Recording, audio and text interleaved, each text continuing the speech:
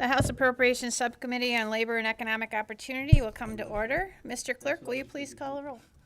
Chair Jenkins Arno. Here. Representatives Robinson. Here. Van Workum. Cabot. Here. And Martis. Madam Here. Chair, majority of members are present. You have a quorum. Thank you. Rep. Cabot moves to approve the minutes of the March 4th meeting. There being no objections, the minutes are approved. So I just want to say welcome to everyone for being here. I feel very safe today with all the first responders in the room. So we're going to get started right away so we can move through. We have several projects we want to move through today. So Rep. Frisbee, I believe his staff is here to talk about Lee Township.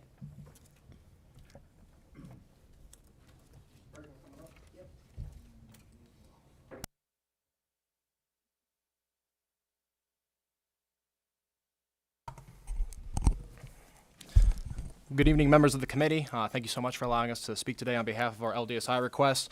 My apologies on behalf of Representative Frisbee for him not being here. Flu is not fun, but I will do my best to make do.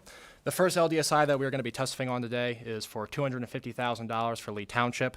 This money would be used for construction of a maintenance building in the township to house fire and rescue equipment, as well as their sheriff vehicle and a water tanker for usage in emergency situations. Due to the rural nature of the township, there is a vital need for this assistance from the state, and I have provided you with a letter of support from Brad Schrantz, Township Supervisor, as well as initial estimates for the cost of the facility that would probably be around a 50-50 match, 50 from the township, 50 from the state. The assistance provided is incredibly necessary, as I stated, and with that, I'm going to turn it over to Art Farmer of Lee Township, who will provide further details and answer any questions you may have.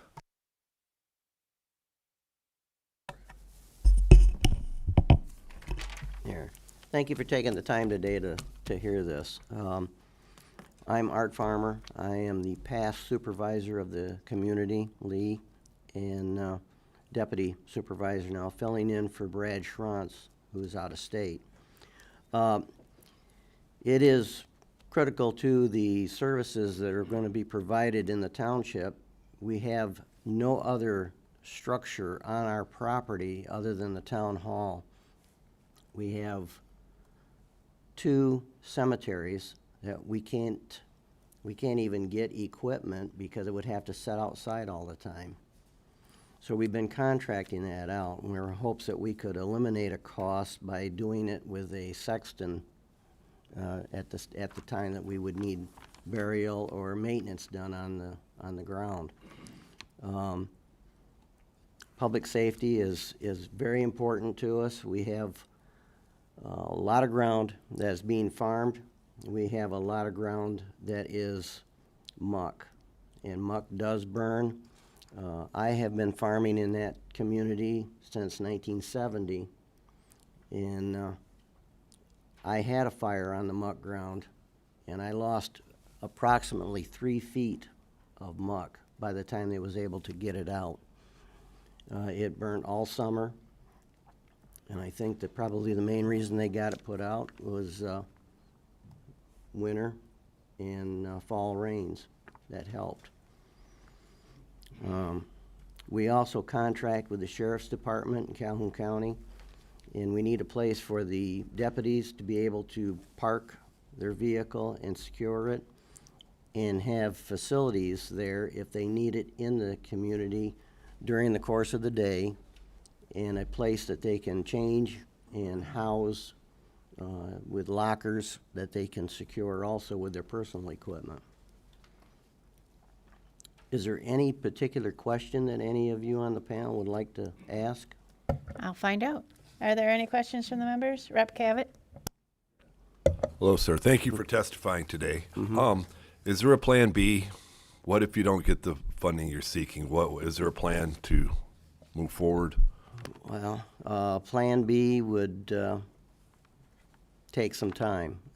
We don't have a lot of facilities we can't keep the shop open longer to try to generate more funds.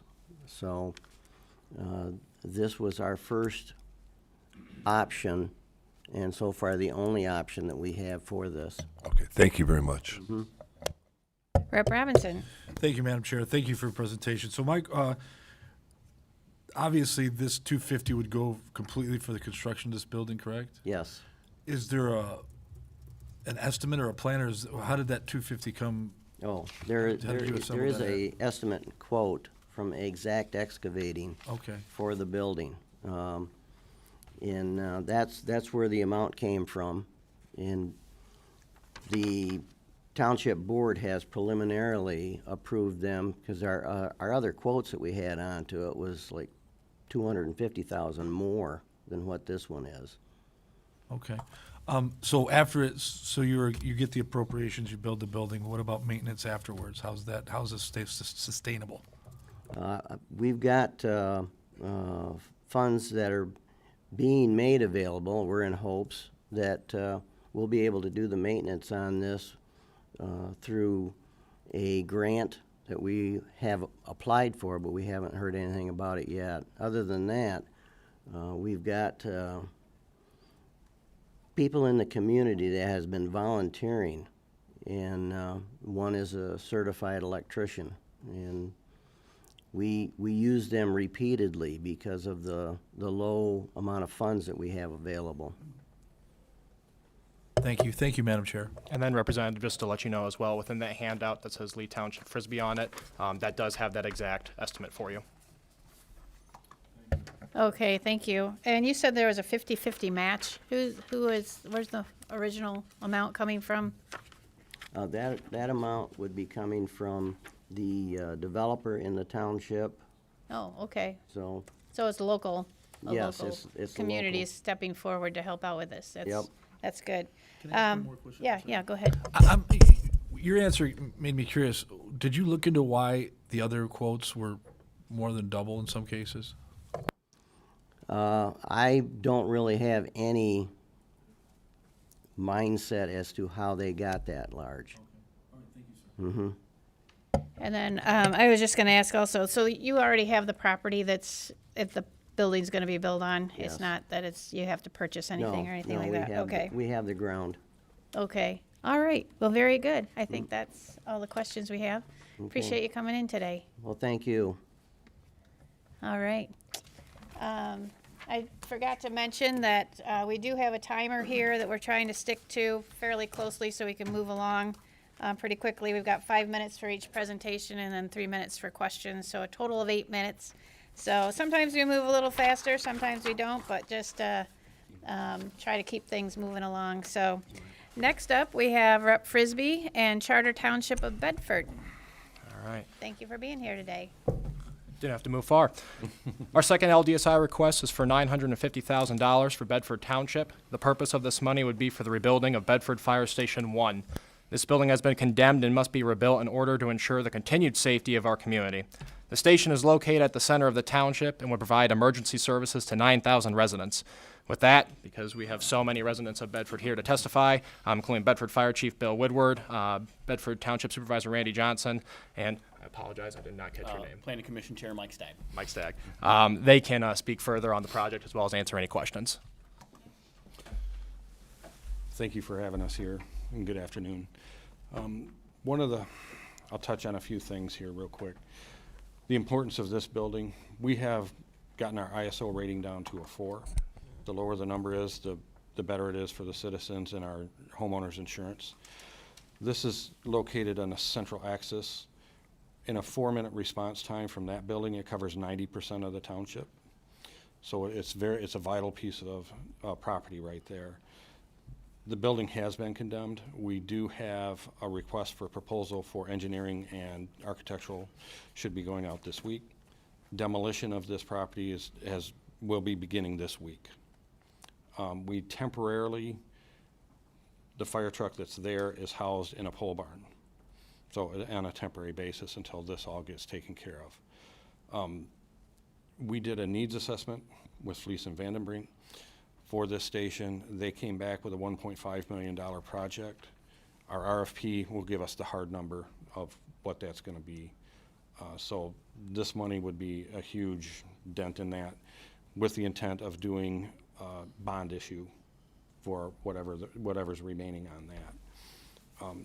Also in this, we do not have the ability right now to staff full-time, but the design in this, as we move forward, and Mr. Steib will say a little bit on this, is to create a condition where we could have one person 24 hours a day so that that could improve our response time to the citizens as well. So, All right, thank you for the opportunity to be here today. Oh, sorry. I'm just going to touch on the planning aspect that the township has undergone the last 5 years. I've been a part of the Planning Commission since October of 2022 and the chair for the last 3.5 years. So the Fire Station 1 and its rebuilding of that is of great importance from a planning perspective from the township. In December of 2023, the Township Board approved and revised and updated the master plan. Its goals included updates to its infrastructure, land use alignment, and public safety improvements, specifically identifying the revitalization of the M37 corridor to encourage target mixed-use development and harness the economic growth, which is where that building is located, as on the M37 corridor. The location of Fire Station 1 is centralized to the new mixed-use and enterprise zones that were created in that new master plan and zoning ordinance. If constructed, it would serve over 80% of the township residents from that one site with increased emergency services responses.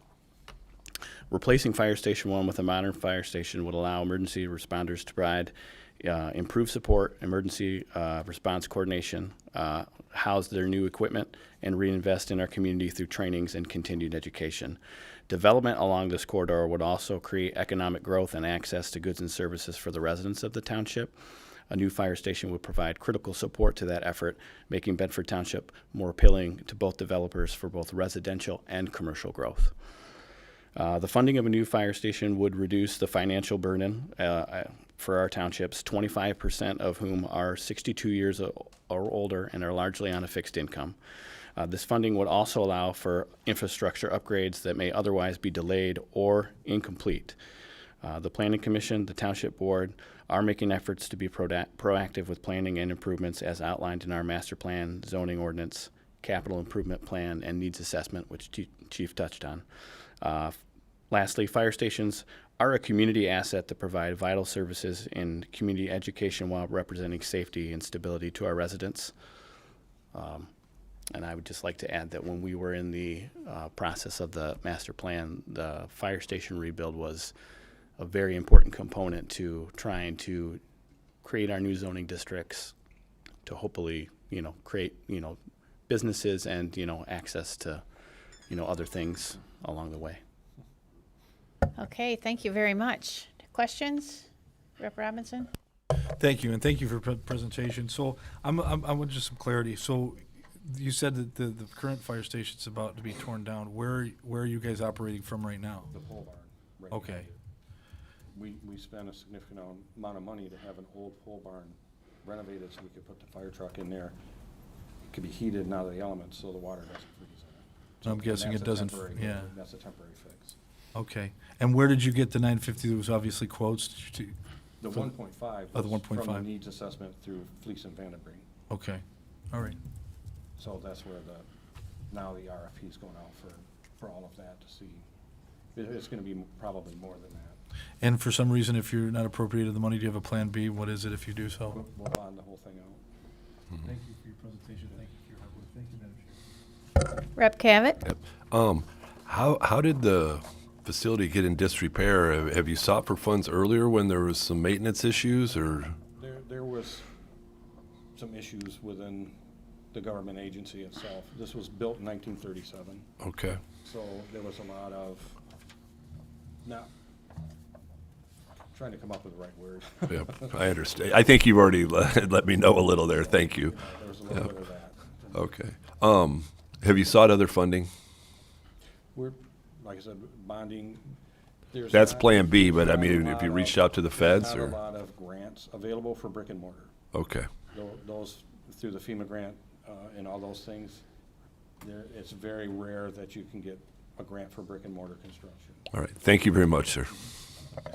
I also just wanted to say Rep. Martis is joining by Zoom, I believe. Not Zoom, but virtually. And so if he ever has a question, just let us know and we'll let him jump in.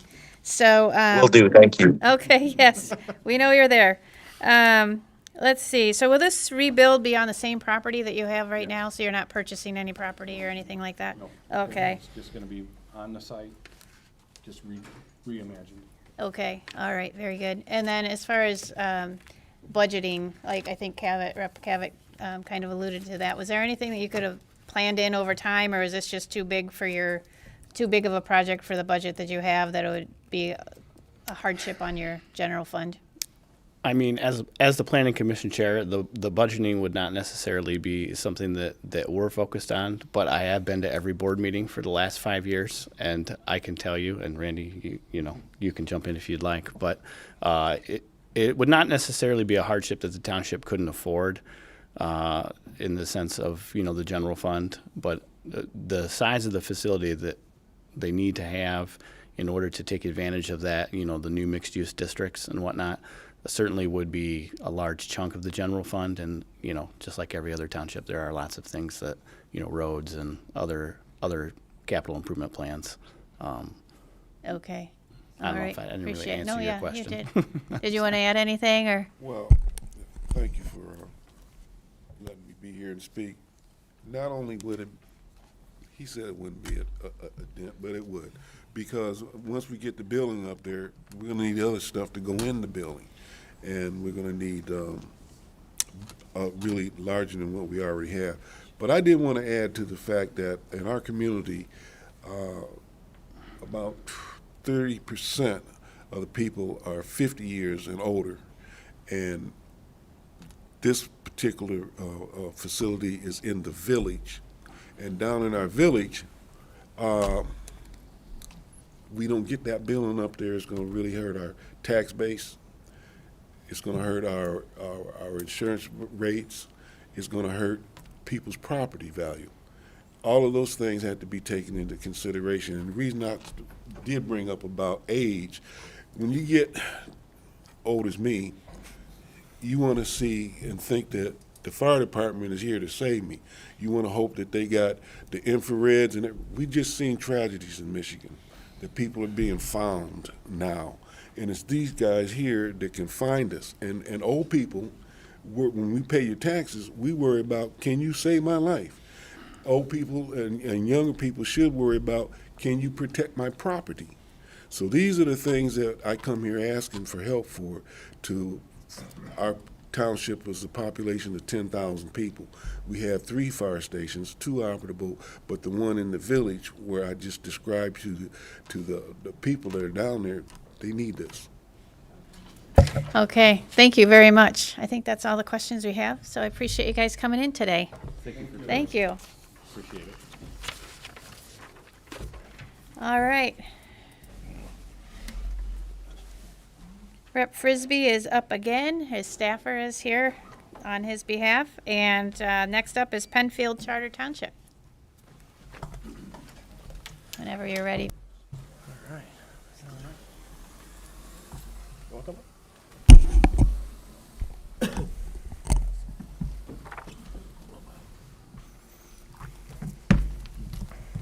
All right. Thank you guys again for the third and final LDSI request of the day. This will be on behalf of Penfield Township in the amount of $3.6 million for the construction of a new township hall, fire station, and police substation.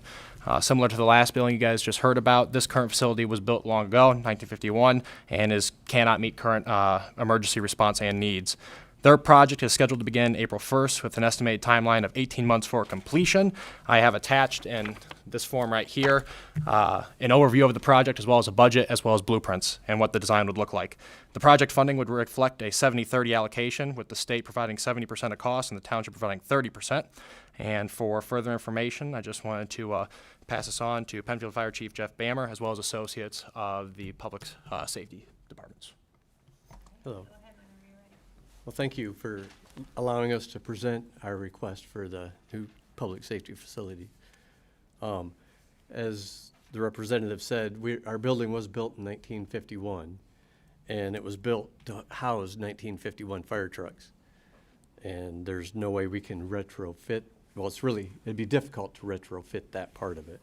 Asbestos and lead paint that's throughout makes it also difficult to do that. Our building has limitations We currently customize our vehicles to fit in there, so we can't just go out and buy any fire truck. We almost have to special order the fire truck to fit. And so that limits the amount of equipment, stuff like that, that we can put on our fire truck. The building itself, the main support columns for the apparatus floor, they're rusting. They're severely weakened from rust, and then a lot of the foundation is cracked and falling apart. All the buildings, because we've grown so much, we've had to kick the police out into a old barber shop that we retrofitted for these guys to be able to operate out of. But they're all full of asbestos and lead paint. And in order for lead paint or asbestos abatement, we'd have to shut the facilities down, which you can't shut a fire department down or a police department down. So that's why that's still there. All the buildings do not meet ADA compliancy to these standards. We've tried to retrofit, we've helped out, or did as much as we could to an extent. And due to the ADA non-compliance and size of the buildings, all public forums must be held off-site. We hold them at our local high school or junior high. So, fire department bays are too small. Oh no, excuse me, I skipped one. The diesel exhaust fumes from our fire trucks, the exposure hazards bleed over into the township offices and into the fire department, you know, where they live and we do our daily work. And in order to add in the ventilation capture systems, the bays are too small to put in the proper ventilation capture systems that we need for that. And that we are not in compliance with MIOSHA or NFPA standards that we're supposed to have that in our fire stations. We are not in compliance with 1585 and NFPA 1851 standards, which is cross-contamination. So like when we go on a fire, we have our turnout gear on, we get all the carcinogens, that kind of stuff on our turnout gear. When we get back to the station, you're supposed to have a clean area where you take it off, you doff it, and then you could put it into washing machines, stuff like that, shower, and then return back to your living quarters, that type of stuff.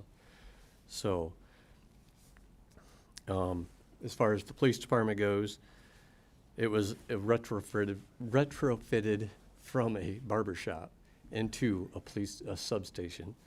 So he has no reception area for visitors, you know, so there's no safe spot where they can talk or have people come in and voice their problems.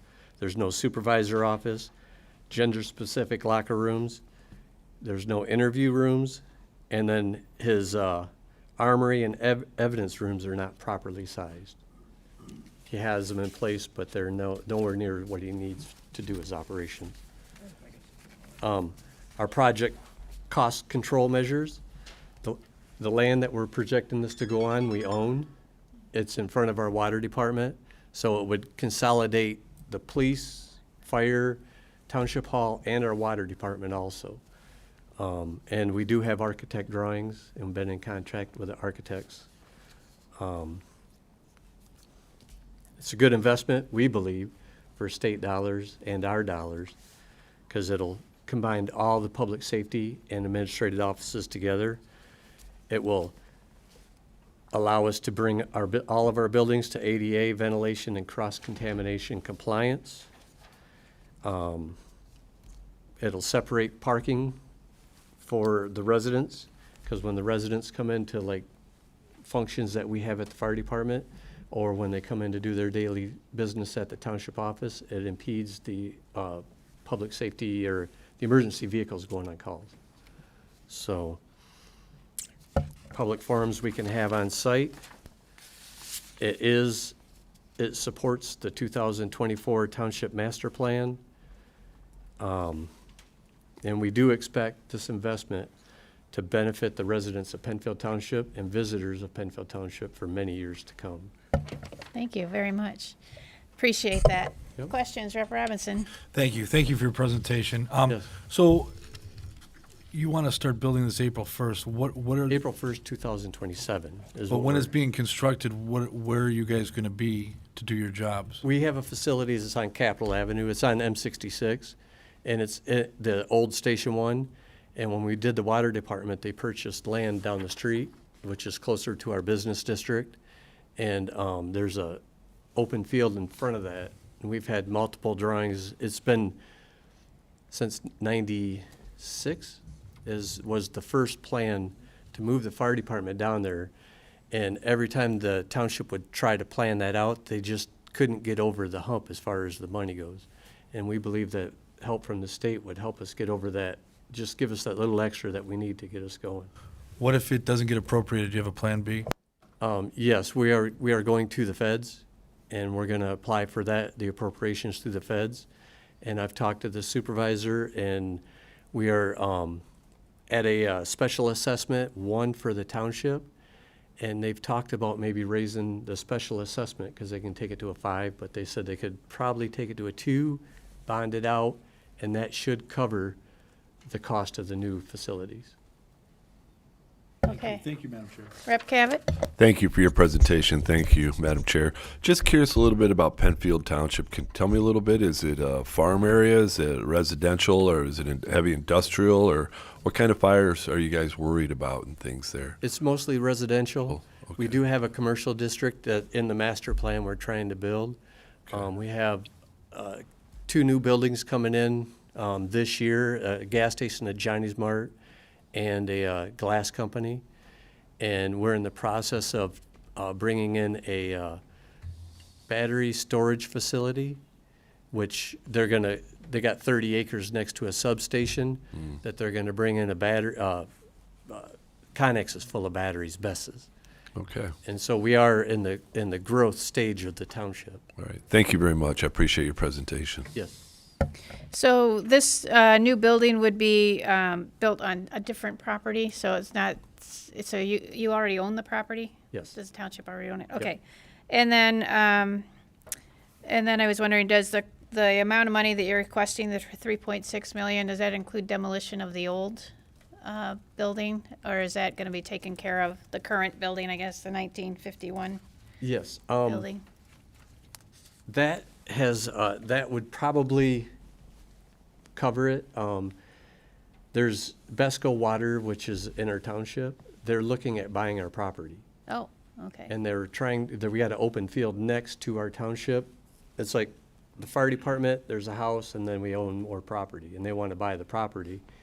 And if we sold them that, we could sell them the whole shoot match, Whole and they kit could and take care of caboodle. it. Right, Yeah, and then they can take care of the taking it down. Okay. exactly. All right, We well, give them very a deal they good. couldn't refuse. All right, well, good. Well, thank you very much. Appreciate you guys being here. Yeah, thank you for your time. Uh-huh. All right, next up, we have Rep. Johnson with the City of Portland.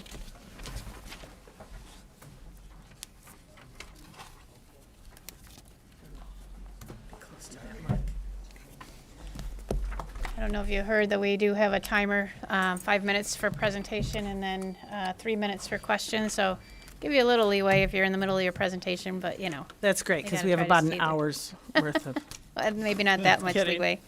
not that much. Need to check parking if it's an hour, but we'll be Yeah, right. Thank you, everybody. Thank you, Madam Chair. Members of the committee, really appreciate you diving into this and doing such a thorough job of considerations for appropriations this year. Before you today is a legislatively directed spending request of $980,000 for the City of Portland to support and strengthen emergency medical services for the community and the surrounding region.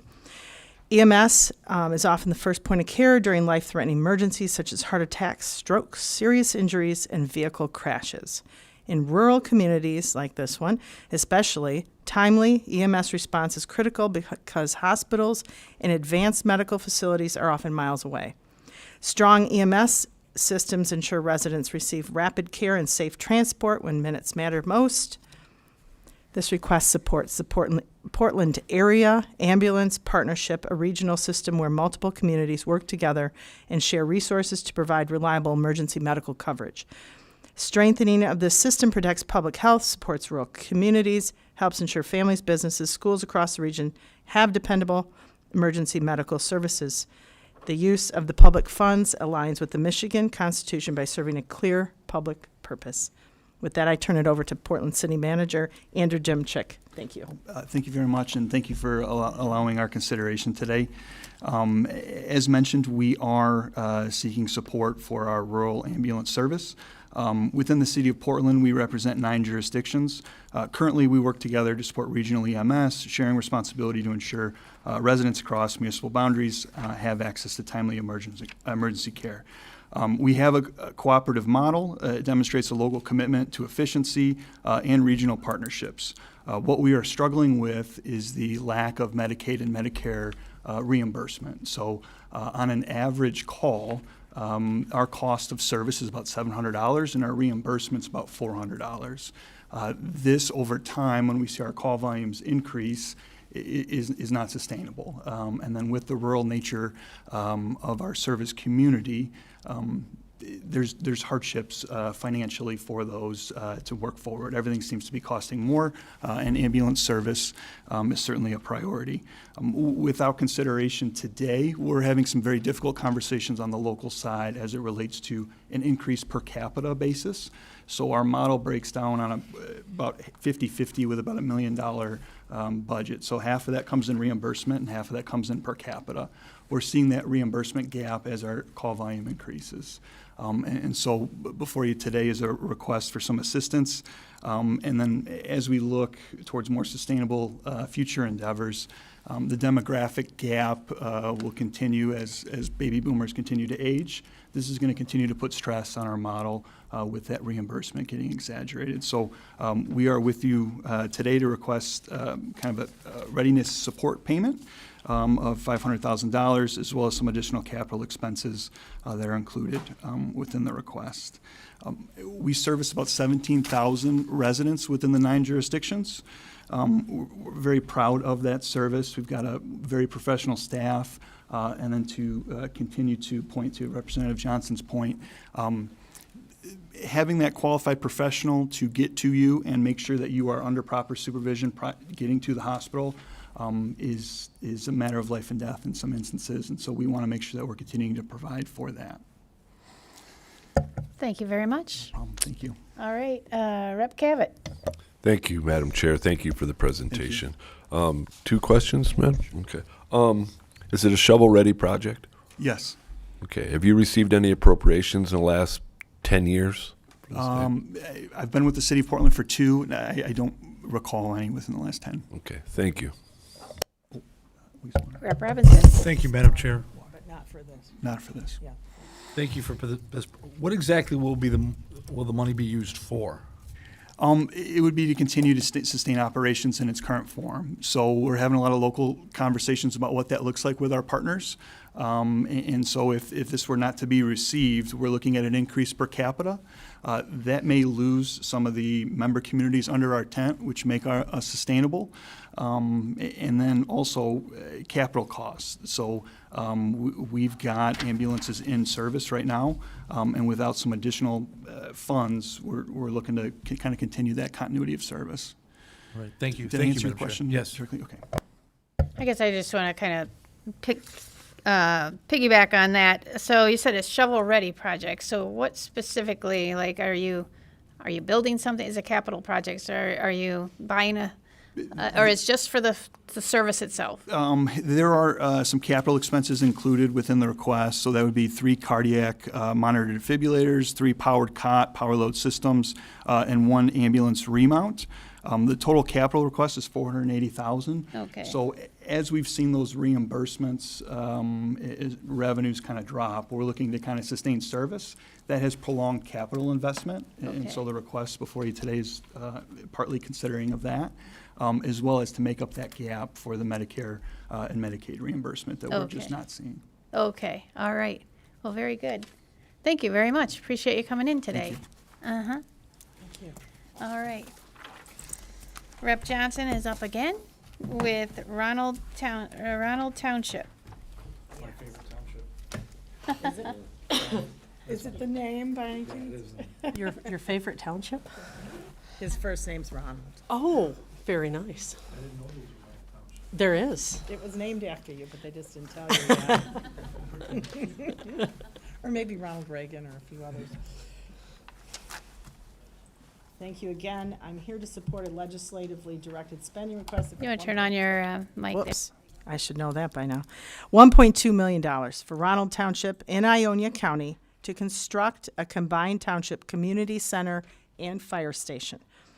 Ronald Township is a small rural community, fewer than 2,000 residents. Township Hall is more than 100 years old. The Volunteer Fire Department currently operates out of volunteer fire department, operating out of a building that's over 50 years old, lacks basic facilities such as restrooms or showers for firefighters. Despite these challenges, the department continues to serve the community and provide mutual aid to surrounding areas. I would add it's one of maybe the poorest township in the entire county.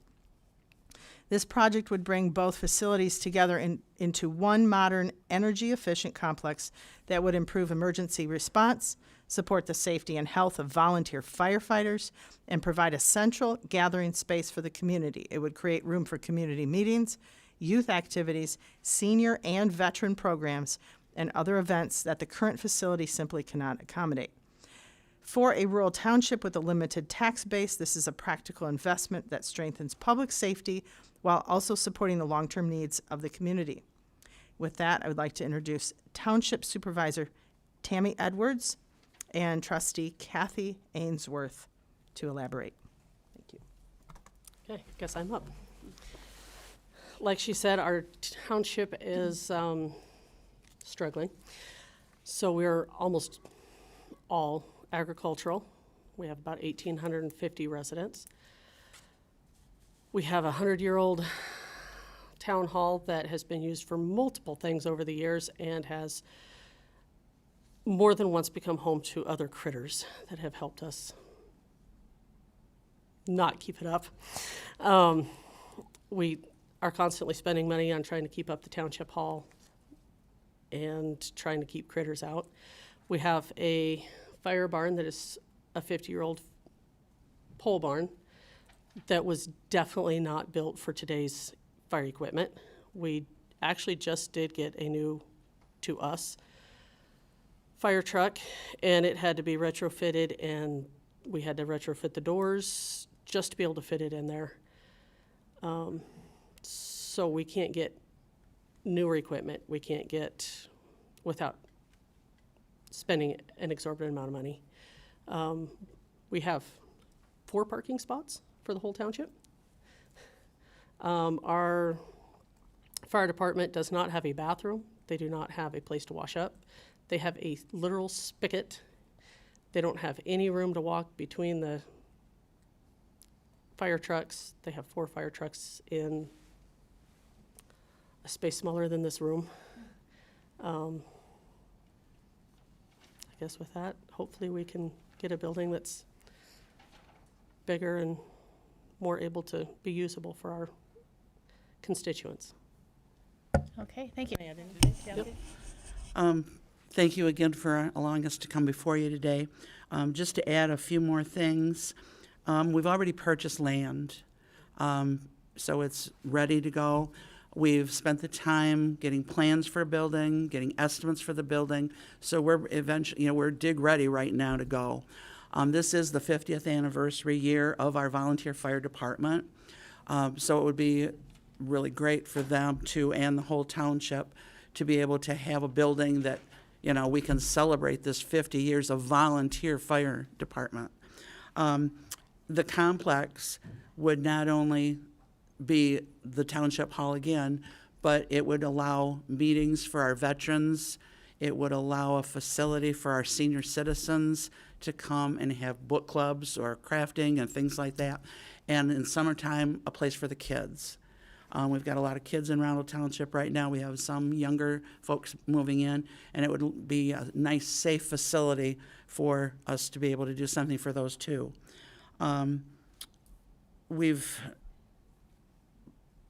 As Tammy said, the current buildings we put money and money and money into these buildings. That money that we're putting in right now to fix those buildings up could then be our reserve to keep the new building going and do things in the new building that would have to be done as we move forward. The complex, again, would have the bathrooms and the shower and the washing facility for their uniforms. One of the prior speakers talked about the residual effects on the firefighters from the contamination. That also comes into play in our township, too. So, I would add that the community facility is a secondary addition, thank you.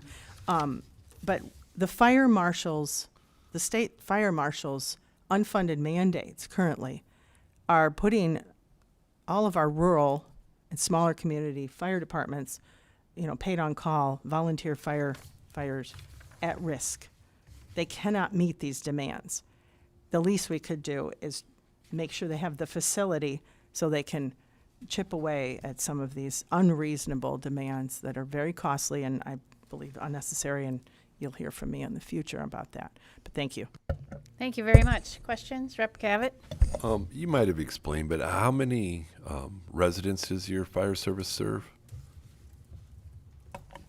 So there's 1,850 residents, but they also serve Ionia, Belding, Orleans Township, North Plains Township, and Sheridan. They help Saranac as well. Correct. We border Montcalm. That would be Sheridan Fire Authority. All right. Thank you very much. Not a problem. Rep. Robinson? Thank you, Madam Chair. Thank you for the presentation. So at $1.2 million, how many square feet is this proposed building? Kathy would have that. Because I'm just looking at it, it's a pretty good deal for what you want to build. Yes, it is. What's the square footage?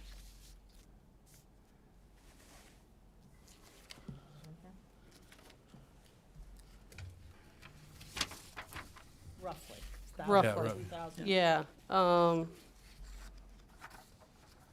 see, it's, calculate quickly. Okay, no. Well, I had another question again while you're looking that Okay. up. The second question is in your ask, it said that the building of this building would significantly reduce utility expenses and eliminate the ongoing maintenance burden of maintaining the township hall. I'm sure you've had these conversations. If this was up and running, how much less would you pay for those expenditures if it was in place, as opposed to what you do now to keep that running? Well, right now, we're trying to heat a, 2,000 square foot building that has no insulation left because of critters, has huge windows. The heating costs alone have been exorbitant. The fire barn, same way. I mean, it's a 50-year-old pole barn. It really doesn't have the greatest insulation. Heating them alone is $20,000 a year. And while she's looking at just two quick questions, how many police and firefighters do you have? We don't have any police. With volunteer firefighters, we have about 20. Okay, thank you. Thank you, Madam Chair. And 6,700 square feet. Okay, and then I just had a question regarding, so it's community center, township hall, and fire station. So could this be done in phases, or is this something that needs to be done all at once? It looked like your building, or Well, hopefully it would be done all at once. your blueprint looked like it was a one building and then It's a one building, divided, correct. One building. divided out. Okay, okay. All So right. the community center / township hall part would be Okay. together. Okay, yeah, I can see that right now.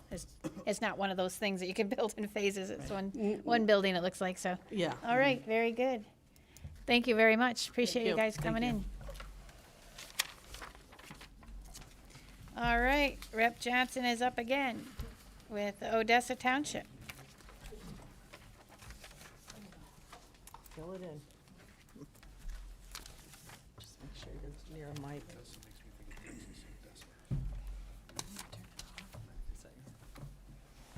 No, please do. Please Got a do. good group here today. Yes, this is a serious ask. Second, we asked it for it last year, asking again. Okay, very good. Again, thank you. We are here in support of a legislatively directed spending request of $2 million for Odessa Township to construct a new fire station. The township's current station, and you may remember some of this from last year, built in 1978, has reached the end of its useful life, no longer meets the operational or safety needs of the department.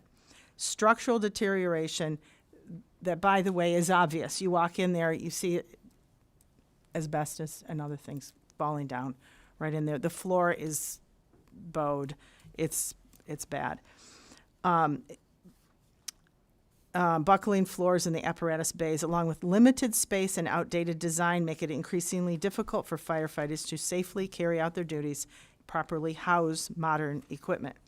New facility will provide a modern station that supports firefighter health and safety, improves operational readiness, and ensures the department has the space needed for equipment and emergency response.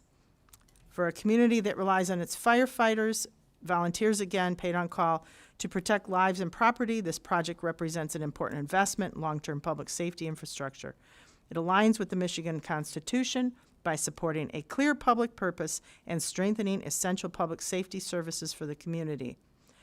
I could go on that it is landlocked, and the entrance, the village built around it, and it's even cumbersome to get in and out in a timely manner.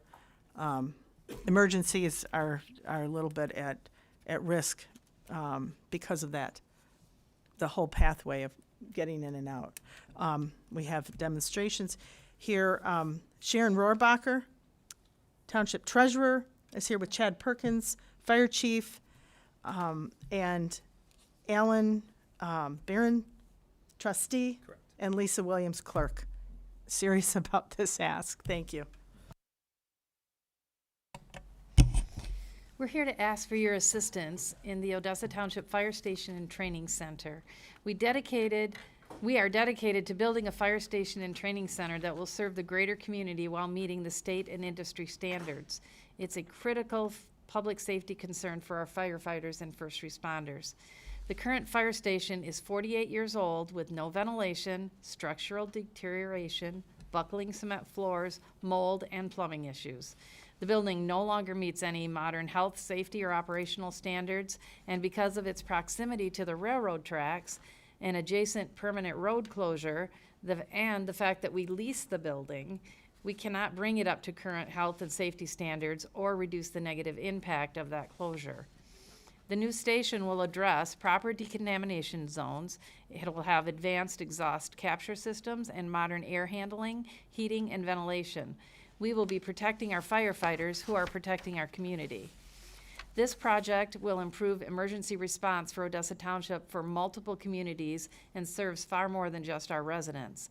We're located over 20 minutes from the nearest small city, so local emergency response is essential. We have 6 lakes, we have a farming community, light manufacturing facilities that depend upon our quick response times. The new station will be centrally located and support mutual aid across 5 surrounding townships and parts of 3 separate counties. The training center is important because local and regional departments will be able to train closer to home, improving preparedness. Rural firefighters and first responders have full-time jobs in addition to their dedicated service, so evening and weekend trainings will now be practical, possible, and convenient.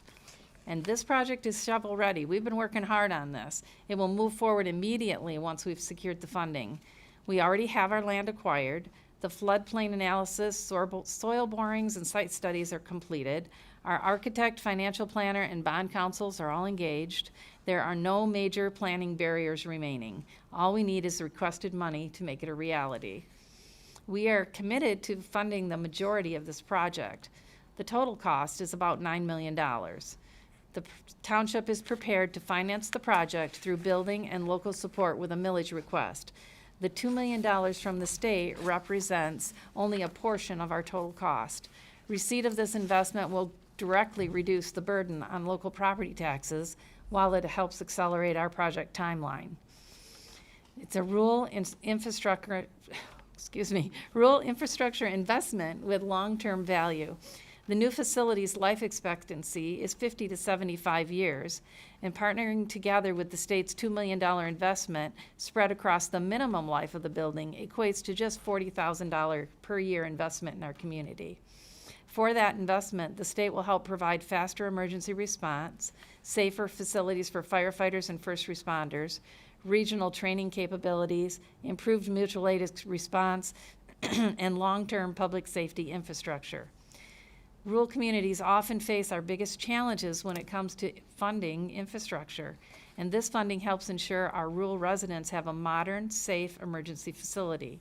It will strengthen our regional emergency response while supporting paid on-call, full-time, and volunteer departments, together serving a large geographical area.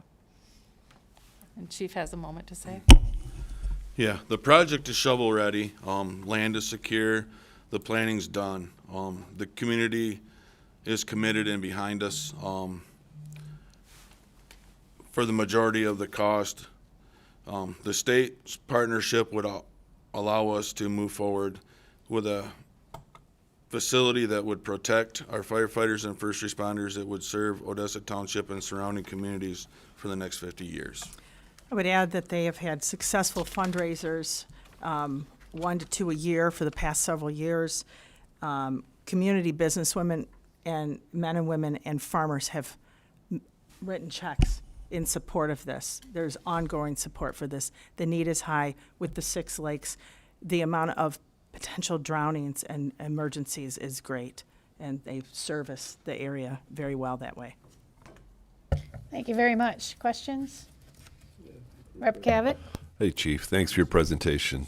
Curious about the training, regional training. How is that structured? Would the township be able to charge revenue or make money off the training, or is that something that's just done for benevolence? Yes, sir. If we get certified as a training center, which is my goal, then we could hold State Academy, Fire 1 and 2 classes, MFR, EMT classes. So that's my goal, is to be state certified to be a training facility. Okay. It's a noble goal, Chief. Thank you. Appreciate your presentation today. It just sounds like you've done all the legwork already, and We're working hard. you are working hard. Need this. Yeah, appreciate that very much. So thanks for coming in. I think that's all the questions we have. You answered them all. Thank you. Thank you. Thank you for allowing us to come speak. All right.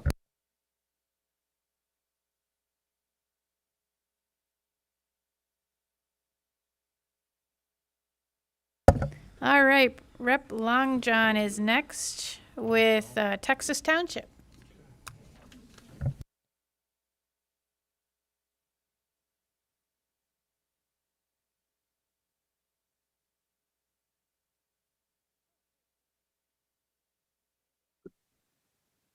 Yeah. Got it. Thank you, Madam Chair. Thank you, members of the committee. Appreciate the time to talk about an important proposal for the community I'm so privileged to represent. On Zoom, look at these folks are all decked out, ready to go here. In the middle, we have our supervisor for Texas Township, Supervisor O'Rourke. And I think she's going to take it as soon as I just introduce the project here. So Texas Township is requesting $650,000 for a tanker truck to add capacity to the fire services in this township. This is an incredibly rapid area of growth in our state. It's one of the fastest growing communities in the state, and it's just outgrowing its capacity. So I'll let them share more, and Supervisor O'Rourke, if you could take it from there. Thanks for setting everything up. Thank you, Rep. Long John, and thank you, members of the committee, for the opportunity to address you today. I am Joanne O'Rourke, Texas Township Supervisor. I'm here with Ken Chapman, who is our fire chief, and Vester Davis, who is our interim township superintendent. And we are standing in our apparatus bay in the fire department in front of the 26-year-old tanker that requires replacement and for which we are requesting your assistance. With that, I'm going to turn it over to Chief Chapman to talk a little bit more about this need. Thank you, Madam Supervisor. Again, my name is Ken Chapman, Fire Chief for Texas Township. You'll see the truck behind us. This vehicle was built 26 years ago. We received a donation of an axle for it, and then the truck was built around it in a local or by a local fire manufacturer in the state of Michigan, Spencer Fire. Because it was built around the axle, we're starting to experience a lot of maintenance issues that are creating a financial drain on us. As you guys know, water supply is 40% of our public protection classification. This is one of 5 tankers in the eastern and southern part of Kalamazoo County. This is a vital part of our fire operations, not just for the community, but also for the area as well. We rely a lot on MABUS, which is mutual aid box alarm system. And while Oshtemo and Portage purchase ladder trucks that we can use for mutual aid, we purchase tankers, and some of the other more rural areas also purchase tankers for the MABUS operations as well. 70% of our township is not covered by a water supply. This is the only way that we're able to get water on scenes. So again, as we're relying on the 5 tankers in the area, you throw another structure fire going on at the same time, it's going to create issues for our department as well as for that department, because we're fighting over the resources. Over the past, as Supervisor had mentioned, over the past 5 years, we've seen a significant increase in population. We've seen an increase of 20%. I wish I could say that our run volume's only been increased by that 20%, but we have seen almost a 30% increase in our run volume as well, just because of the type of residences that are coming in. This is a regional public safety infrastructure asset for the area. We've done our best to make sure that we are fiscally responsible and good fiduciaries of the public budget. So this would be the $650,000 would be a total benefit to not only our community, but the surrounding areas. And from there, I'll turn it over to our superintendent, Bester. I was going to Oh, address sorry. a couple of things. Sorry. I just wanted to let you know some of the things that we've done to help with cost, and then we'll turn it over to Vester. So this has been on the docket for the township, replacing this truck for a number of years. And as everybody has experienced, fire costs and equipment costs have risen exponentially. And so we are constantly struggling with what to cover next. And so help with this truck will help us get ahead when inflation and some challenges with personnel and hiring people have really sort of had us trying to keep our head above water. And I wanted to also say that in addition to fighting fires, our firefighters respond to so many different types of incidents that require different types of equipment. We have a large lakes area in Texas Township, so they do water rescues.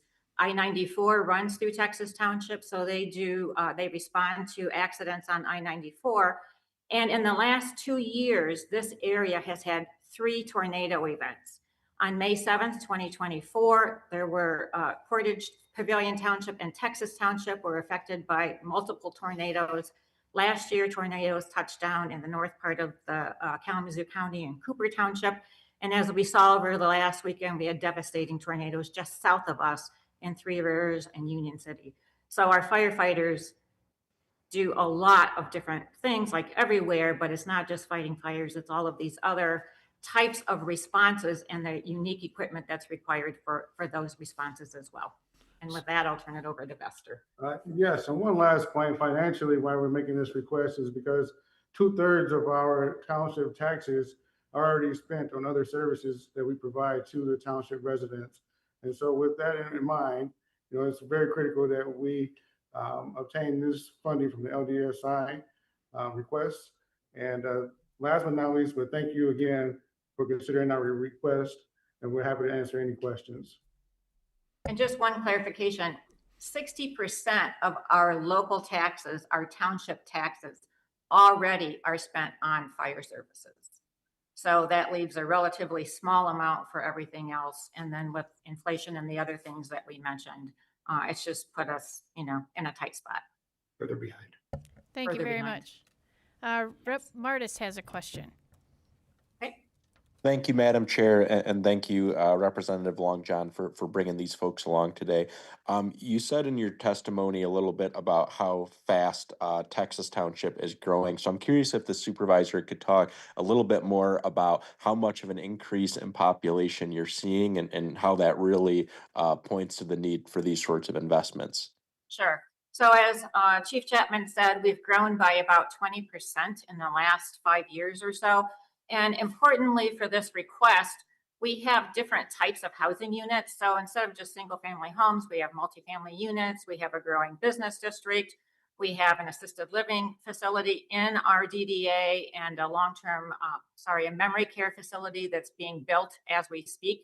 So we have, growing needs as, across the state. Housing is an issue. So we have developers looking at some hotels that are along that I-94 corridor and considering, can some of those be turned into apartments to address that sort of low and middle income housing shortage. So we have lots of different types of people moving into the township, and a lot of families. The median age in Texas Township is about 38. So we have a lot of young families and young people in the township as well. Thank you. Rep. Robinson. I just have a follow-up to that. It was a good question. How many residents right now live in Texas? Well, I just did a census analysis on that because they just released data. So my best guess is between 21 and 22,000. The last census showed us at about 17,000, the 2020 census. And then some of those more recent releases just show this upward, constant trend in population. So we won't have the new census for 5 years, but my best guess is between 21 and 22,000. And we're getting a lot of those requests. Obviously, they're needed, but 650,000, that'll cover dressing the truck as well? Yes. And we're asking, in terms of cost cutting too, we're asking for, we've reduced, our kind of shifted our thinking. So this is a spec truck. So in the past, we've looked at custom, but we're looking everywhere at where to reduce costs. So this saves a huge percentage of the total cost by going with a spec. Thank you, Rep. Cavett. Thank you, Madam Chair. Chief, you had mentioned earlier that a certain percentage of your township was required for tanker trucks.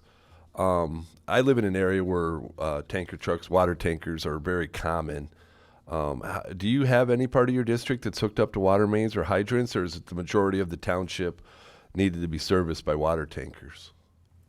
No, sir. 30% of our community, mostly the northeast section of the township, is covered by water supply.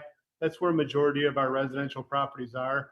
But 70% of the geographical area of our township is not covered, and it's probably 25% of our population. All right. Thank you very much. Thanks, Madam Chair. Thank you very much. The question that I had was answered. If you had a specific truck in mind and the cost of it looking lower than others, so I appreciate you looking for, something that's going to be cost effective but also do the job. So appreciate that. So, well, thank you very much for being here today. Appreciate it. Thank you again. Thank you. All right. Next up is Rep. Longjohn once again with Kalamazoo County. Thank you, Madam Chair. I'm joined by a couple people in the room this time.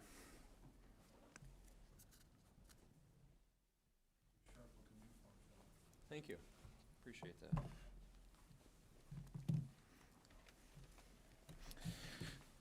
Okay.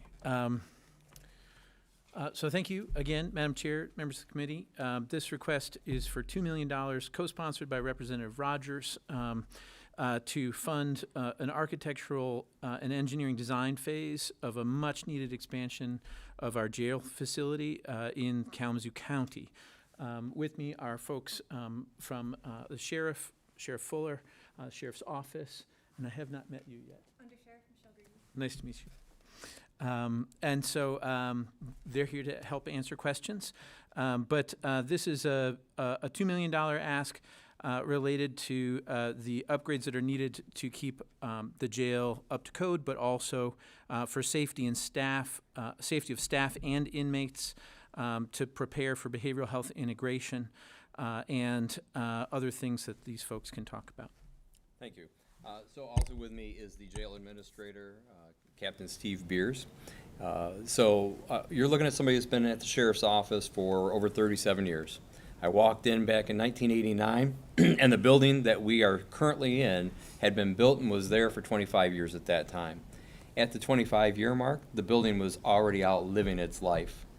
We found many things from that period on till we were able to do some addition and renovation in 2011, but we still have a large section of our building that is built to the 1974 standards, which of course asbestos and of course lead pipes, etc., were grandfathered in at that time because those were just coming into law during that very same time. So we have those concerns. The old section of the facility does not allow us to utilize all of our training and skills that we have to help make sure that we cut down the recidivism rate in our facility. It's very important to me, and it has been for a very long time, of our staff, that we do everything we can to help the recidivism rate get lower and lower. Kalamazoo County already has one of the lowest in the state of Michigan, and we're very happy to have that. We utilize a program in Kalamazoo County called Ignite. You may have heard about that. It tries to address the institutional life that we find people living in where they keep coming back. It's called institutional incarceration. When we find families coming back and back, that's a problem. So one of the things that we did was we went out and got this program. We've been working this program, and unfortunately we have to utilize our oldest section of the building for that. The current building that we did the addition on back in 2011 has suffered because of the drain from the old section. More than anybody had predicted. Also, we had predicted that we'd hoped to be out of that building sooner than we are today. We're looking at over a $100 million addition, renovation is what we will call that, even though this old section will be removed due to all the things that I've mentioned here. We know that when, and I've talked to the architects, in fact, the same firm that built the addition and renovation built the 1974 building, so I went through this with them and found that all the pipes that we are talking about for the waste and the water input have corroded over time. They are embedded inside the old facility. So to remove those or to remediate those, you're basically removing the entire building. So those are the things that we're looking for. We see emergencies regularly when it comes to the water system in our facility, and we mitigate those every single time, and we try to address it immediately. But it's becoming more of a drain on the staff itself. Because of the way we have to house inmates inside the facility, we are finding where the staff is constantly trying to adjust where we put people and what spaces we can use, at which time we start finding a lot of drain and strain on the staff. It's been very difficult to maintain a staffing that was required, and so we work very hard towards that. So we feel it's becoming an emergent situation for us to move on to the next building. Okay, thank you very much. Rep. Robinson. Thank you, Madam Chair. Thank you for your presentation. So this $2 million ask is just for the planning and design of it.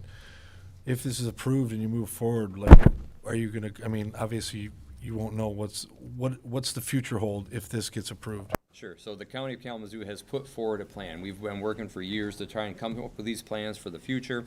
Our current county administrator has been very forward-thinking in these matters, and so we've been working with him to make sure that there is a plan in place. So there are several different buildings in the county that they would like to address. They recognize that this is the top of the list because of the situation where we have the up to 482 inmates in this facility any given day of the week. Currently, we're just under 400, but summer's coming, we know it goes up. So this building is at the top of the list of 5 other buildings total, and they recognize that if we were able to achieve this grant, we would move forward right away looking at what the next piece is with the architects. And my follow-up would be, do you have a specific architect in mind? That part, they've worked with some in the past, and I believe that the county administration would have to answer that more as to who they may have chosen already. I don't believe in one's chosen yet, but I know it's a work in progress. We have worked with one to give us a general idea, and my guess is it's going to be the same company. Thank you. Thank you, Madam Chair. Rep. Cavett. Thank you, Madam Chair. Thanks for being here, Sheriff. 2 questions, if I could, Madam Chair. Yeah. Where's it located? I went to Western. I'm just kind of curious where. I never ended up in the Kalamazoo jail, of course, but. I think we're Right all by the from- fair, Yeah. right by the fairgrounds. Oh, I by the think we're all fairgrounds. from here, but yeah, it's Okay. right next to the fairgrounds. And so the interesting thing about that building, it was built in an area that used to be used as a dump in the early 1900s. And so what we have suffered, and one of the reasons we need to replace this building is it continually sinks. It's slow, but it's sure. And we have one door in the facility that twice in my 37 years we've had to trim because that door doesn't allow you to open and close it very well. Okay, thank you. My follow-up, do you house a big percentage or a percentage of surrounding counties for fee for service or anything? No, this is so my philosophy has always been that Kalamazoo County's jail is for Kalamazoo County, and we've been able to operate without trying to find a revenue source, and the goal is to continue doing that. There are plenty of other sheriff's offices that are utilizing that ability, and I don't have any plans to do that. All right, thank you. Rep. Martis has a question. Thank you, Madam Chair. Firstly, we are going to have to background check Rep. Cavett, find out what was going on when he was at Western. But in all seriousness, I had a long conversation with Rep. Long John last week about these conditions. And I'm just curious if you guys can talk a little bit about, what is it the day in and day out inmates are facing and also the folks that work there? Because, you just threw in that last detail there about the buildings sinking. What are the folks within this facility, whether they're incarcerated or working there, what are they seeing and dealing with every day? So it changes every day, and I like the question. Thank you very much. We teach flexibility with our staff. We try to make sure that they have the tools in place to operate in the facility that we know is changing every day. We came in 5 weeks ago, and we had a flood because pipes had burst. In my 37 years, that's only happened one other time, and that was in the old section. This happened in the old section. And while they fix those things, the mold that comes with these things doesn't always go away. You have to keep going back and checking and remediating the mold. We've had more than one opportunity to have to go do that. So that's a constant issue. The way we also house people today, my goal is to make the entire facility a direct supervision. We have a direct supervision. I want to go to an indirect supervision. We have a direct supervision, which is the old section, which means you can't see the inmates unless you're standing in front of their cell. That was my number one goal when we started any of these works. But now, if we move to an indirect, like we have in the other addition, we don't have to have somebody looking in the cell to make sure we know what's going on in there.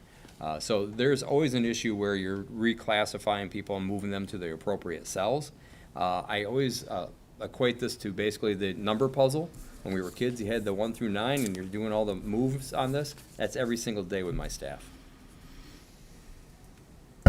All right, thank you. I sat on a jail committee, we called it, back in the day when Lenawee County was looking to putting in a new jail, and so I understand a lot of the issues you have, the embedded pipes in the walls and things like that, sinking, the sinking ground. There's a lot of problems with all of that, so I appreciate you guys coming in and answering our questions today. Thank you so much. Thank you for your time, everyone. Appreciate it.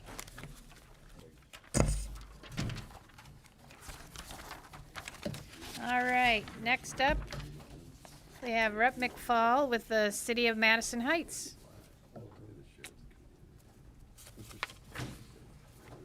Oops, excuse me. Sorry about that. You're fine, you're fine. So just to let you know, because as you're rotating in, we have a timer set for 5 minutes for testimony and then 3 minutes for questions and things. Okay, So that just works. try to keep it. I didn't know it'd be so easy. All right. So I didn't bring anybody, or because I knew that it was going to be quick, and so I didn't want to. But I have all the details. So for the City of Madison Heights, this request is for a roof for Fire Station Number 1. The city has saved $225,000 of the cost towards the funding, but needs an assistance with an additional $600,000 of the remaining cost. The current roof has failed and is causing serious issues at the fire station building. This building is critical to the city, providing EMS and fire services to our community. There were photos that were initially attached. I'm not sure what you have in front of you, but there were photos that show that were submitted as well. The roof is a single membrane Duralast system, which is original to the building's 2005 construction and has reached well beyond the end of its useful life. It's estimated to be 20 to 21 years old and beyond any existing warranty. It is leaking in multiple places and is not a candidate for rehabilitation. So they're done putting Band-Aids on it, basically, as originally thought, requiring a total removal and replacement. It is at this point where the Department of Public Services chases repairs and leaks each time it rains or snows. The single-ply roof system typically have an average of a 12-year life expectancy before they start breaking down and experience leaking. This roof is no different. There are several identifying conditions that indicate when this type of roof has reached the end of its life cycle, all of which are present on the current roof. The roof has experienced system-wide circular fractures as a result of membrane becoming brittle and cracking under small point loads. Additionally, the roof has signs of organic growth indicating that the membrane is breaking down. As this roof continues to age, the membrane will continue to break down, becoming more brittle and susceptible to larger leaks. These are relatively pesky leaks, which will become more prevalent until substantial failure occurs. I can go into what the new roof will be because they actually want to put a different type of roof on it that will be a 30 to 40 year roof, which is why the expense is much more, but it'll last a heck of a lot longer. And I actually cheer on my city for trying to do that instead of just trying to do something cheap and until the next thing comes along. But which means that it will, it's actually a repairable roof too, because the new system is actually an asphalt style system. It's an asphalt-based system. Additionally, this type of system is not prone to punctures, being approximately 300 mils thick as opposed to the 45 to 60 of what is currently there. Therefore, maintenance is kept to a minimum over the life of the roof. This request was also co-sponsored by Rep. Kuhn. He also represents part of the city. So. Thank you. And actually, the type of roof you were talking about to replace it was my question that I was going to ask. Oh, so, okay. Anyway, Rep. Robinson, do you Thank you, Madam Chair. Yeah, do you know how many square foot this building is? I don't. Okay. It is a sizable building, obviously, just because it's we have 2 fire stations. This one is the original fire station, so it is a sizable building because it houses EMS and fire. But I don't know the square footage. How much it costs to roof these places. I know now. it. I know. Thank you. Thank you, Madam. Rep. Cavett? Thanks, Madam Chair. Thanks, Rep. 2 questions. Is this ready to roll? If you were to see the appropriation on Monday, are you working on Tuesday, or are there still plans involved? No, it's ready to roll. Okay. Yeah, no, this is, I would say shovel and ground, but that's not Do you this have a kind of local contractor? Yes, they already have somebody lined up. All right. All right. Thank you. Thank you, Madam Chair. And Rep. Martis has a question. Thank you, Madam Chair, and thank you, Representative McFall, for being here. It sounds like the building is really in dire straits. Is there risk to some of the municipal or other employees right now? It sounds like this is, a roof that's not in the best shape. There is a risk, much like the previous test. Whenever you have water damage, the case for mold is always there, especially when it's been happening for years. And so all of the firefighters and the EMS workers, they're breathing this stuff in. So yeah, it is a safety concern. Thank you. Thank you very much. So we will move on to your next one. Okay. City of Centerline Department of Public Safety. Yes. So this is a request is for the City of Centerline's Department of Public Safety. It's important to note that because they operate as a Department of Public Safety, they of course consolidate police, fire, and emergency medical services into one department with personnel cross-trained as both police officers and firefighters. While consolidation aims to maximize resources and reduce costs through shared administration and cross-trained personnel, it introduces administrative, legal, and operational hurdles that can impede securing adequate funding. what they often find is that the funding is restricted to either fire or police. And so they don't often qualify because of that. The city of Centerline is currently is needing a new ladder truck, fire truck, because the current one that they have was built in 1999. Due to the age of this, it has become impossible to maintain due to lack of parts, making it unreliable for fire operations and rescues. The city of Centerline has two high-rise senior living facilities. One is 8 stories and the other is 13 stories. Many of the residents have disabilities and are often confined to wheelchairs, making it difficult to use our current outdated equipment for rescues. The current ladder truck is often out of service due to repairs or waiting for repairs, making it unavailable for fire operations or rescues, which means then they have to rely on surrounding communities. They had several fire operations at these 2 locations, and the ladder truck was not available because it was out of service. A new ladder truck will give the city of Centerline Public Safety Department the ability to perform rescues by placing disabled citizens on this platform. It will also give our department the ability to fight a high-rise fire while reducing the risk of injuring firefighters. This 100-foot aerial platform ladder will also benefit the surrounding communities as well by assisting with their rescue needs and the ability to place the water source at an elevated level in the event of a large structural fire. One of the things that this does not say that they did not mention, but I did mention in our talks, was very similar to the things that I had in the last budget with Hazel Park and a fire truck.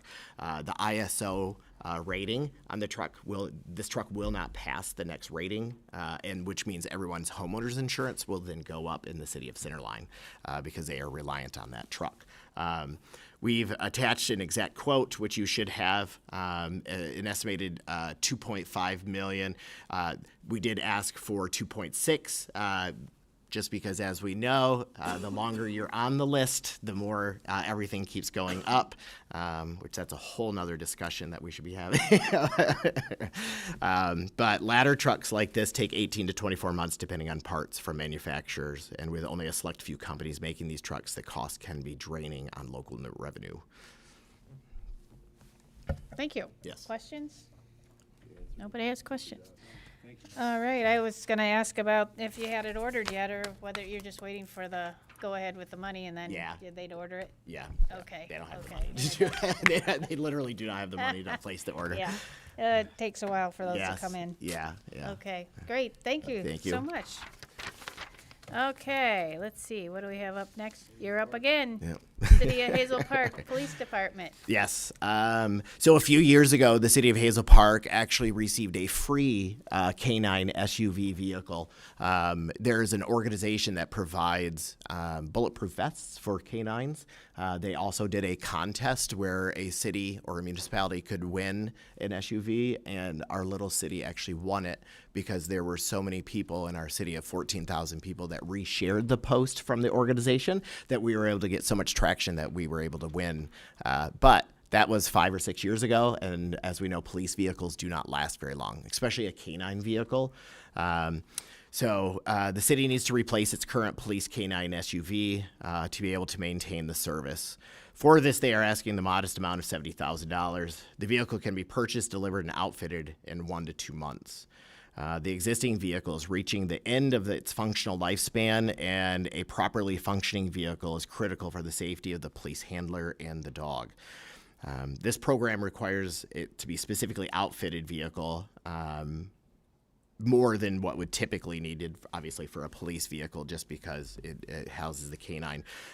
The K9 program has historically provided a great benefit to public safety. The Hazel Park Police Department K9 unit features handler officer Nick Ryder and K9 Nico, who graduated from the Oakland K9 Academy in 2025. He's our newest K9. The unit specializes in narcotics detection, building searches, tracking, and apprehension to support patrol operations in our community and in surrounding communities. Historically, the Hazel Park Police Department dogs have found missing people, including children, and they have helped search for the arrest criminal violators. They also play an important role in security for special events for our community. One of the things that people don't think about with a canine vehicle is that it has to run. Even though regular police cars are often left running, these always have to run because you have to maintain the temperature inside the vehicle for the dog, because the dog usually stays inside the vehicle at all times. So it even takes more of a drain on the vehicle itself. So thank you. Thank you. I'm disappointed you didn't bring the canine in. They would have brought him up too, because everybody loves Nico. So No, that's fine. Yeah. Rep. Robinson? Thank you, Madam Chair. Thank you, Mike. How many currently, is it just one canine unit Yes. that Hazel Park has? Correct. Okay. Yes. I Yep. thought they'd have more. No, we just have the one. Hazel Park's really small, but we do have a lot of agreements with surrounding communities, and we help out all the time. Surrounding communities, just like recently there was that the child with autism in Madison Heights, which I'm not sure if some of you guys from across the state know, but he went missing, and we couldn't find this kid. He ended up being luckily in a house a block away that just happened to have a door unlocked, and he had walked in, and he had been in there for about 8 hours. But the whole city went on lockdown, and everybody's trying to find and stuff. And you know, it's situations like that where canine units and drones were very helpful in locating him. So we work with other communities all the time. So. Rep. Cavett doesn't have a question. Okay. What is it other than the temperature being kept on all the time? What's different about an SUV, a canine SUV? Well, some of the equipment that they need inside with the caging and stuff, it's not exactly the same as like a typical car would be, just because it has to be outfitted specifically for the dog, to allow the dog to give the dog comfort, you know, sitting back there all day. Probably strapped in and all that sort of thing. Yeah, so- because I mean, if you ever have to hit the brakes, you want to make sure the dog isn't flying into the, you know, so they have to have In your proper. lap. Yeah. Yep. Yep. All right. Well, thank you very much. Thank Appreciate you. you coming in today. Thank you, guys. Yeah.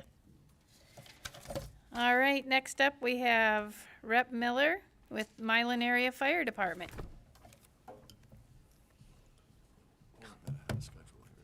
Okay.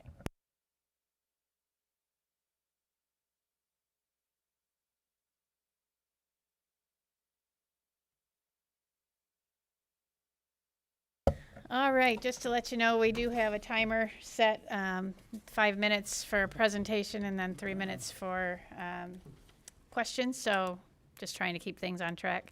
So go ahead whenever you're ready. Thank you, Madam Chair. I'm here today with Mayor Ed Kohler from the City of Milan, as well as Lieutenant Kyle Snyder and Captain Sean Myers from the Milan Area, again, Fire Department. The request is for $696,000 for a new fire tanker, and I will let the mayor take it away. Hi, my name's Ed Kohler, and I am the mayor of Milan. Governor Whitmer let everybody know it is pronounced Milan, not Milan, in her State of the State address, so I was thankful for her. I'm here representing the City of Milan. We're 6,500 people. We're surrounded by 4 townships, small rural townships that rely on services from the city, mainly the school system, the parks, police help when needed, and then 3 of our townships work with the Milan Fire Department for full coverage. So pretty important that we have the tanker we need to access these rural counties that do not have fire hydrants. The city has fire hydrants, the townships do not. We're on here behalf to help the townships. I'm happy to be here. I see all the other folks talking, and I know that we have a different story. And I want to give you my story that makes us a little bit different. We're very conservative fiscally how we run the city. We're not here to ask for money because we're frivolous and we spend money and we have cool things. We don't. We're blue collar. We're an old Ford town. Ford left us. And the reason we're here and we're struggling to keep up with the capital projects, we need fire trucks, police trucks, DPW trucks, is because everyone is aware of in 2009 and 2012, the Great Recession, the state of Michigan got involved and said we need to help these companies stay in Michigan, stay alive, and we have to give them tax breaks out of our property taxes. That way we'd keep companies like Ford in these little towns. The way it worked out, Ford left us with 1,200 jobs lost. They took 60% of the tax base from the city, which was our biggest employer.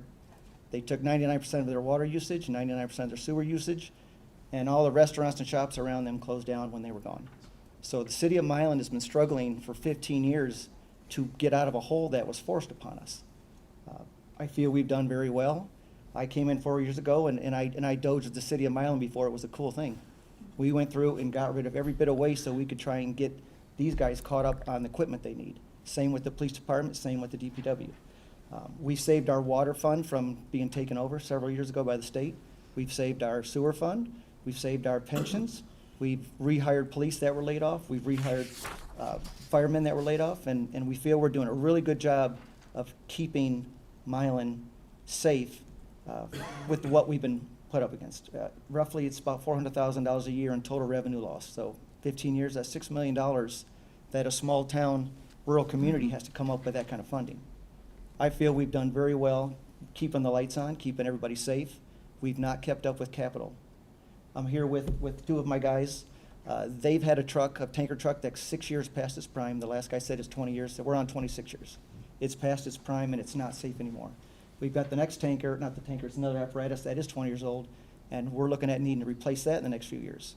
We've got a capital fund. It is way underfunded. We're about $500,000.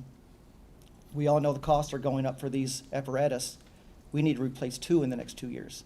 So we're asking for help for one of the apparatus so that we can continue to build our fund up to get the second one in the next few years.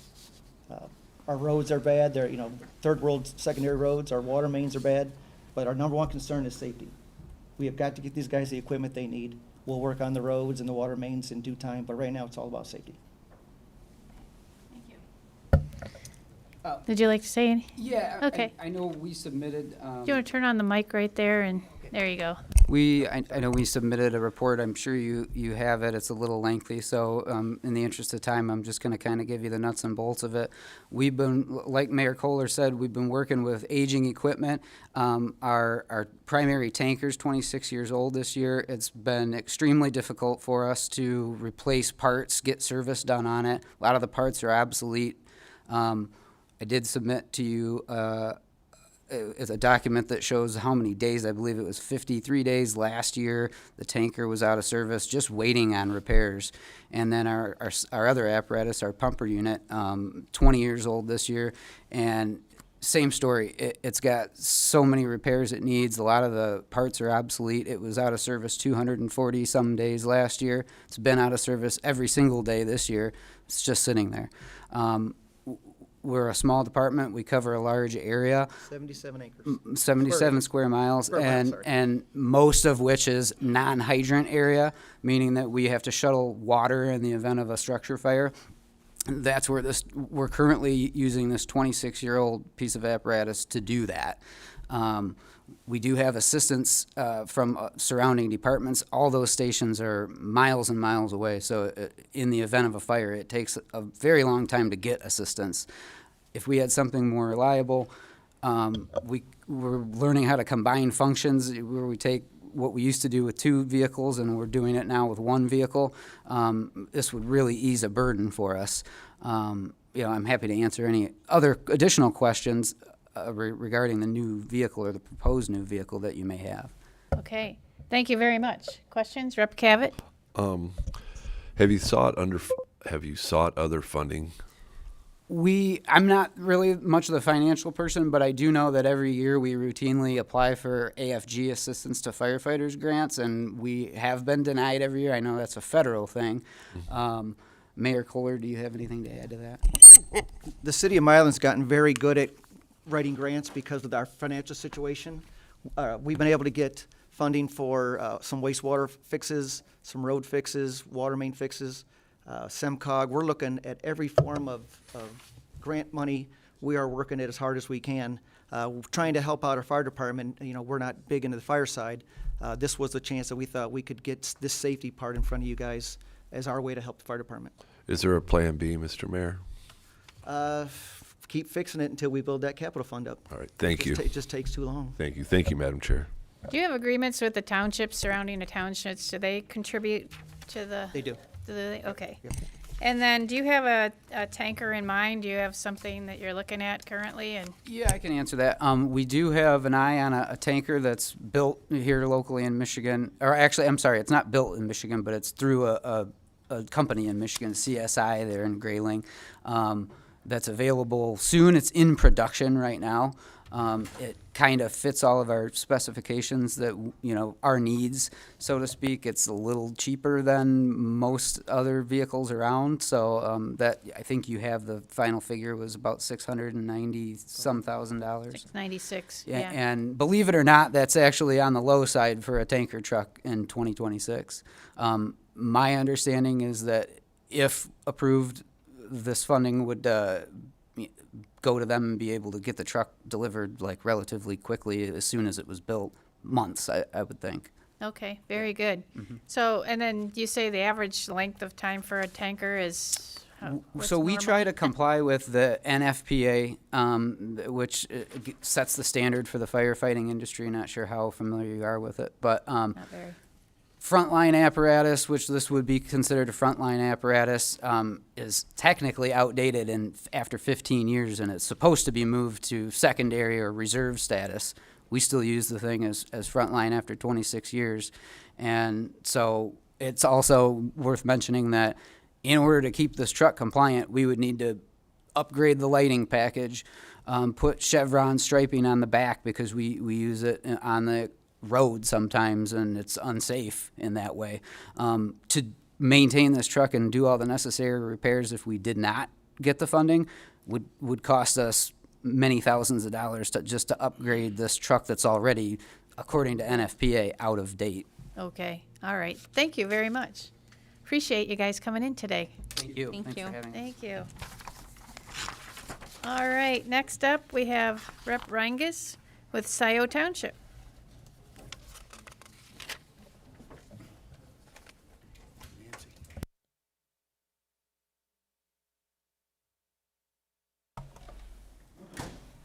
Excellent. Go ahead whenever you're ready. Great, thank you. Good afternoon, Madam Chair and everybody who's here and I guess online. I'm here today to talk about our legislatively directed spending request for a new fire truck, a ladder truck in Scioto Township. We've secured a large majority of the funding. I think, have we handed these out to everybody yet? But we have a description of previous funding that has been secured, and we just have a little piece of the puzzle left to make sure that we meet the needs of our rapidly growing township. It's one of the fastest growing townships in Washtenaw County, which is a fast growing county. So we just want to make sure that we keep our public safe.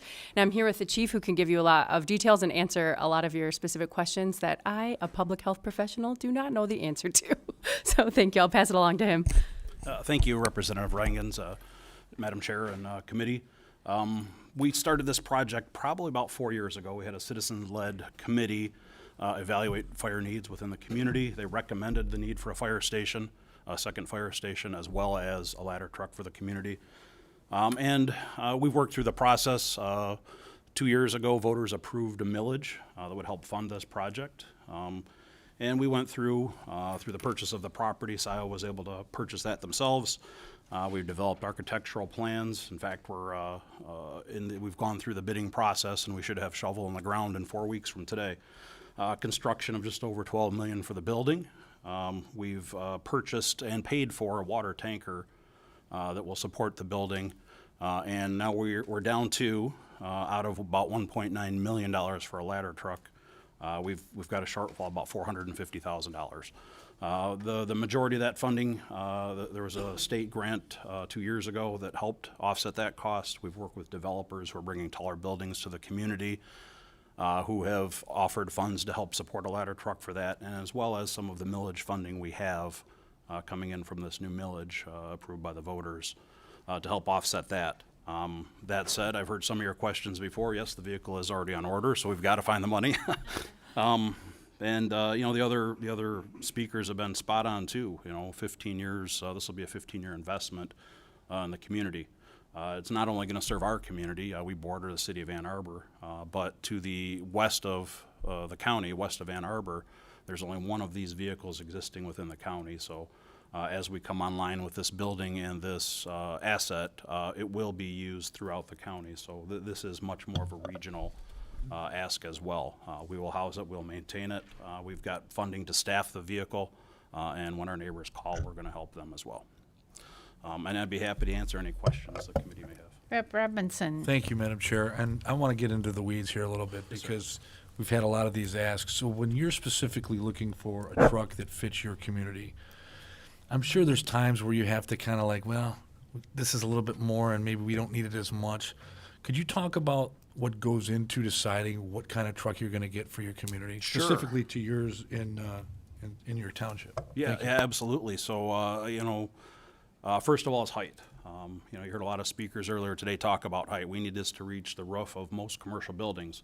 A standard fire engine has a 24-foot ladder, so any of the Home Depot and Lowe's, we can't reach the roof of that. We've had a McDonald's with a air conditioning unit on fire on the roof. We've got to wait for help from our neighbors. Increased risk and, causes more damage.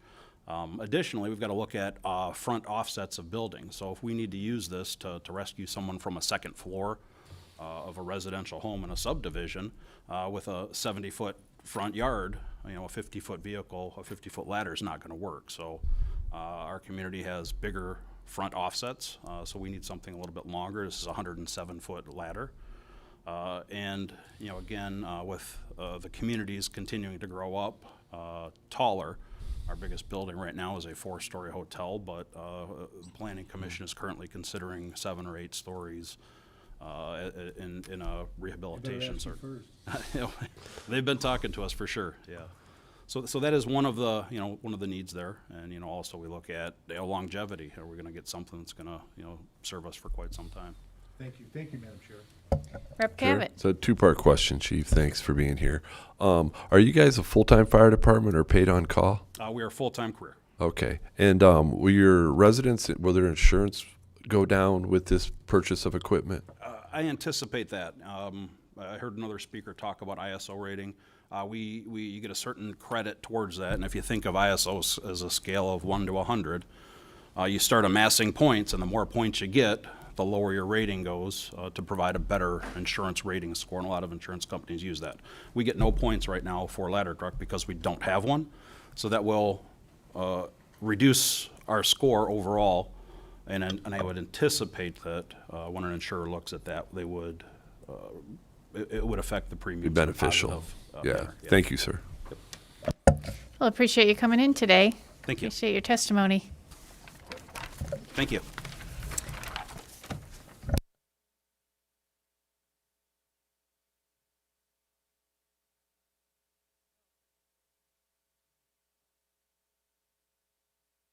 Okay, we are going to take a break till 3:05. So just hope everybody comes back at the right time. That's it, I'm out of here. All right. Okay, we're going to go at ease at the call of the chair.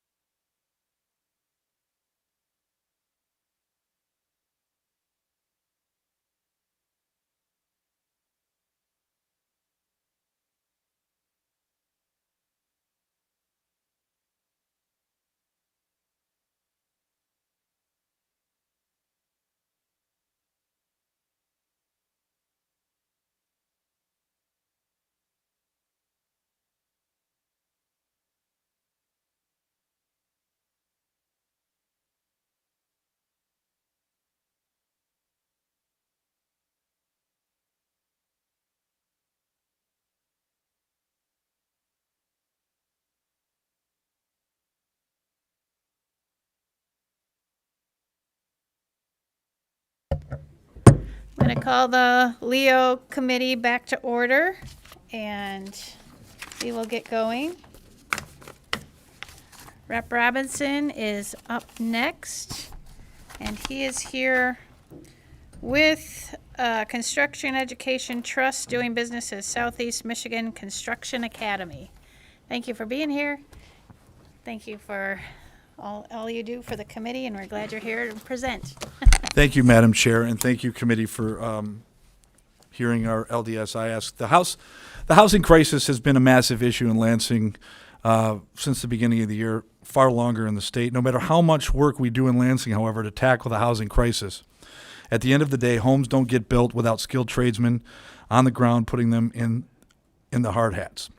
If we were serious about increasing supply and lowering costs, we need real investment in career and technical education and apprentice programs. This is the foundation we will need to bring about long-lasting solutions. Investing in our youth and in homegrown talent is the way forward, in my opinion. CT Educations creates opportunities for good-paying careers that don't bury our young people in debt. They offer a pathway to buy a home, start a family, and put down roots right here in the greatest state in the nation. This is the American dream. So with me today is Dina Morley, Vice President with SEMCA, who has been the tip of the spear in CT education in my district, and she's here to talk about their new facility in District 58 in Sterling Heights. Thank you. Okay. Move over so everybody can hear me. Okay.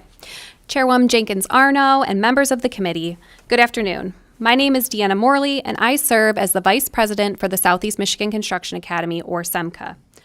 With me today is Dave Stout, our Chief Financial Officer and longtime Novi City Councilman, and our Director of Education, Marissa Downs. I would also like to thank Representative Ron Robinson for his leadership and support of this project. Our new SEMCA campus is located in his district in Sterling Heights, and we appreciate his commitment to strengthening workforce development and skilled trades training in Southeast Michigan. Thank you for the opportunity to return and provide an update on SEMCA, the request currently before the legislature. Just a few months ago, when we testified before this committee, we were in the process of purchasing a nearly 100,000 square foot building in Sterling Heights, a former Comcast call center that we plan to transform into a skilled trades training center. Today, I am proud to report that that building is now open. After rapid renovation over the summer, we welcomed more than 400 students into the Sterling Heights campus this fall. Across all SEMCA programs and locations, we now serve over 800 students working towards careers in electrical, carpentry, welding, HVAC, and other skilled trades. Our students are not traditional college students. Most work during the day and attend classes 2 nights a week, learning their craft while earning a paycheck. For many, this pathway means something incredibly important. They graduate with little to no student debt and step directly into high-demand careers. Nearly 200 construction companies across Southeast Michigan currently employ SEMCA students, helping fill critical workforce shortages across Michigan's construction industry. We also work intentionally to expand access to careers in skilled trades through strong community partnerships. For example, we recently launched a pilot cohort with Chance for Life, a nonprofit working with returning citizens. Participants enroll in our Introduction to Construction Trades class, earn industry credentials, and connect directly with employers. We are also partnered with the Berman Family Foundation to provide scholarships to Detroit residents pursuing construction careers and referring them to the Drive Detroit program so they have reliable transportation to get to training and job sites. These partnerships help remove barriers and connect people directly to high-demand careers in Michigan's construction industry. This growth reflects a simple reality. Demand for skilled trades education is growing. In Macomb County alone, there are more than 4,000 open skilled trades jobs, and Michigan's infrastructure and construction investments will only increase that demand in the coming years. SEMCA is stepping up to fill that need. We have already made a significant private investment to purchase and begin renovating the Sterling Heights campus. We have received strong support from private donors who believe in this mission. But transferring a building this size into a modern skilled trades training facility requires substantial infrastructure and equipment. The request before the legislature would allow SEMCA to complete critical upgrades and expand training capacity, including expansion of welding, HVAC, and electrical labs, purchase of industry equipment such as scissor lift, forklift, and training systems, classroom improvements and furniture to support our growing enrollment. Facility upgrades include building systems, restrooms, and campus improvements. These investments allow us to train significantly more students while maintaining affordable tuition. The reality is SEMCA is already doing the work. Students are already in the building, employers are already hiring, and the demand for training continues to grow.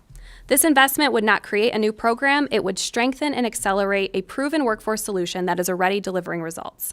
Thank you again for your time and your continued commitment to workforce development. I would now like to invite Dave Stout to share a few additional remarks about the project and its impact. I understand how timers work, so I'm going to be very few. Not long ago, I was sitting here and somebody asked me, what are you going to do if you don't get the grant? Well, I'll tell you what we did. We went out and we borrowed money. We raised money from our members at ABC, and we used our savings. In 3 months, we took a building that was a call center and turned it into a school for 500 students. And we're back here now asking to help us finish the job. We have a campus that's 13 acres that has 2 buildings, one 60,000 and one 40,000. We have a lot of investment to make, and this would be a big help. Our only alternative to this is raising our tuition. Tuition is critically important to keep it low. We're a 501c3. We're not in the business to make money. We keep our margins low, so we're here to ask you to help. Thank you. Thank you very much. Rep. Cavett? Well, yes, thank you. Thanks for the presentation. I was going to ask, have you been here for funding requests before? 4 or 5 months ago? Yep. Okay. Thank you. That was my only question. Appreciate it. Okay, I was going to ask about your students. Do they come from all across the state, or are they just kind of the area, your area up there? The majority of the students live in the southeast region, Okay. just out of convenience. Okay, very good. And then, so you've got the building, you just kind of have to revamp it. Is that what you're saying? We actually have 2 buildings. 2 buildings, okay. And one of the buildings is our current school. The second one is sitting dormant largely. We're using it for storage. We'd like to convert that building to additional school space. Oh, okay. I'd like to jump in there and add to that, because I took a tour of the facility before they started renovating and after, and it's completely future-proof. Funding would increase the amount of students they could facilitate at this facility, and like I said, it's future-proof, and the sky's the limit, as far as I'm concerned. Thank you. Okay, very good. And then, are you going to put any money towards like curriculum or marketing or anything like that? So what would the breakdown be as far as? The grant is 100% capital. Oh, so okay. we operate, all our operations come from tuition. Okay. And so we wouldn't be using any of those funds for operations. Okay, very good. All right. Well, thank you very much. Appreciate you guys coming in today. All right, next up, we have Rep. Robinson with Team Up Academy.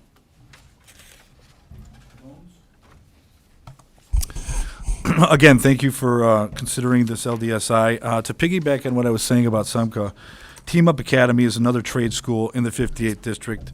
And to tell you a little bit about this organization, I've brought with me President John Bones and some other Academy affiliates. So I'll turn it over to you, Mr. Jones. Rep. Jackie Arno and the committee, thank you for having us here today. I think we were here 5 months ago, and we were very excited about being a part of this whole plan going forward with workforce development. I've given you a packet in front of you. You should have one. Why don't you give it to someone's,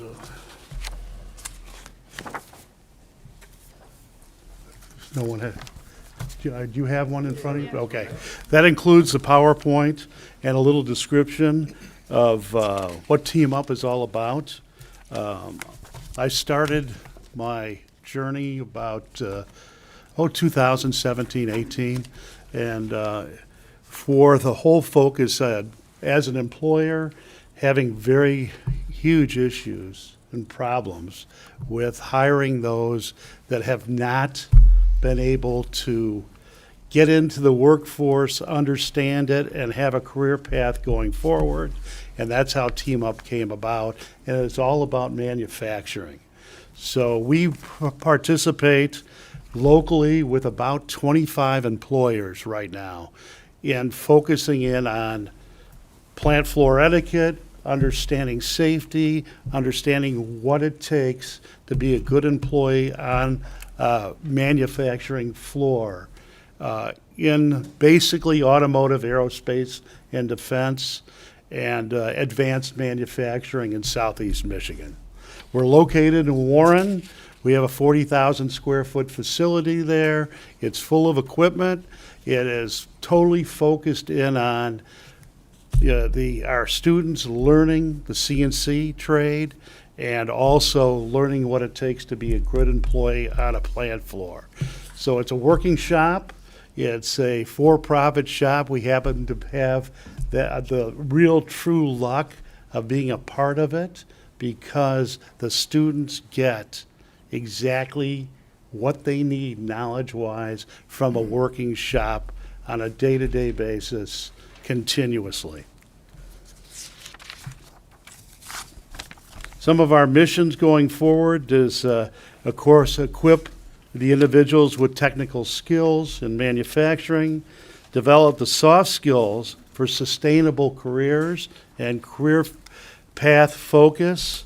We want to lead a nationwide workforce training movement, which is bringing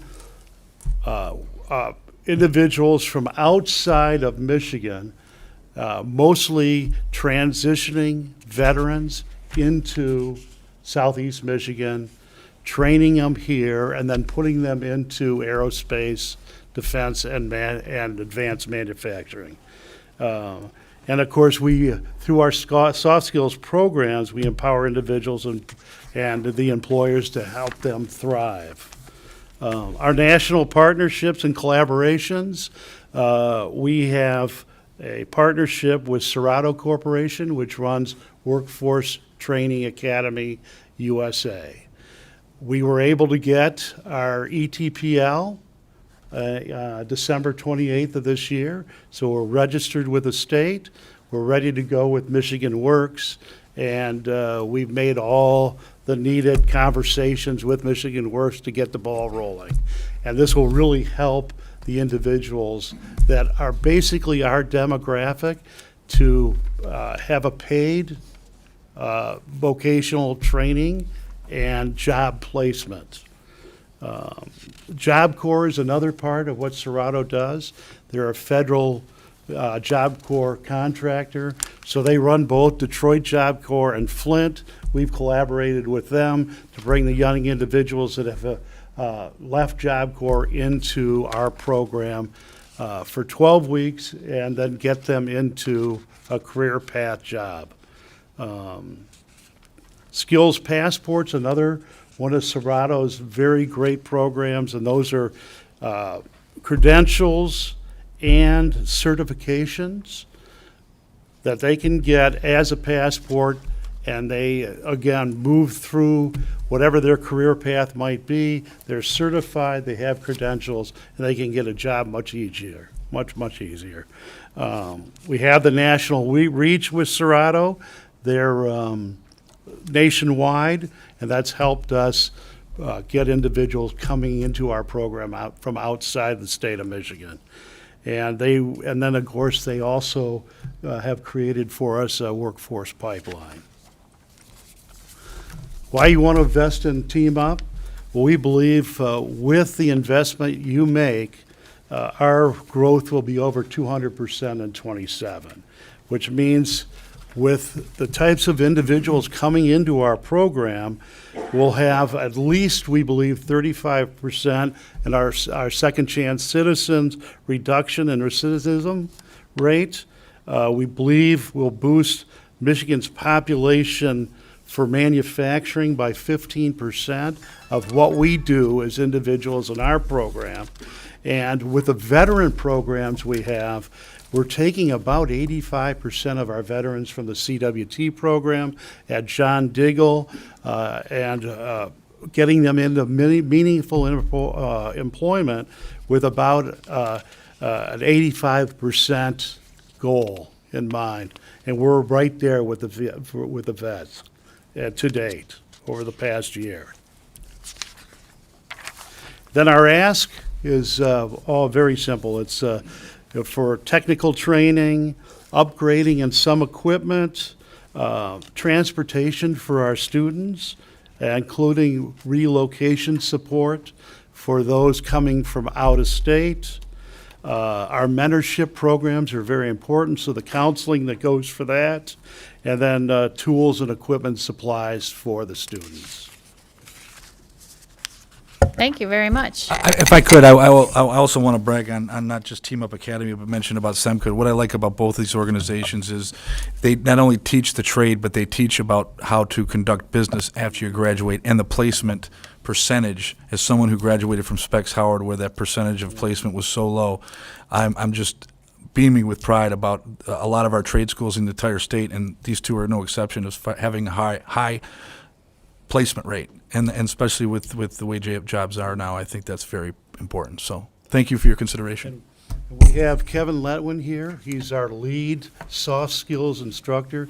I just wanted to spend a couple minutes on soft skills because it's very important for us. We believe that's more important than actually the vocational trade. Trying to get here first and then going to here. Okay, So- very quickly, if you don't mind, because Yeah, we no are. problem. Yeah, I'm one of 3 instructors. We cover manufacturing with the students, very diverse group. We take them all the way through safety to fork truck training where they actually get a license. We build the resume for them. We do mock interviews with them before they, get to go out there and work out all the nerves. And then before, that's the 30-day program, and then we go right into the 60-day program with CNC machining, where they actually get to do hands-on training as well as classroom training. So it's an excellent program for them. They get certified at graduation. Thank you. That's great. I know that soft skills are extremely important. Yes, and, it is. It's something that unfortunately is lacking a lot of times. Rep. Cavett. All right, thank you, Madam Chair. You opened in 2018, is that correct? No, actually, that was when my concept started. So 2023, April, we became a 501c3. Our first pilot class was March of 24. Okay. And we've had classes every month since then. That leads into my question. How many graduates have you put out in the workforce? Total right now of 60 graduates. Okay. And we're focusing on about 80 for this year.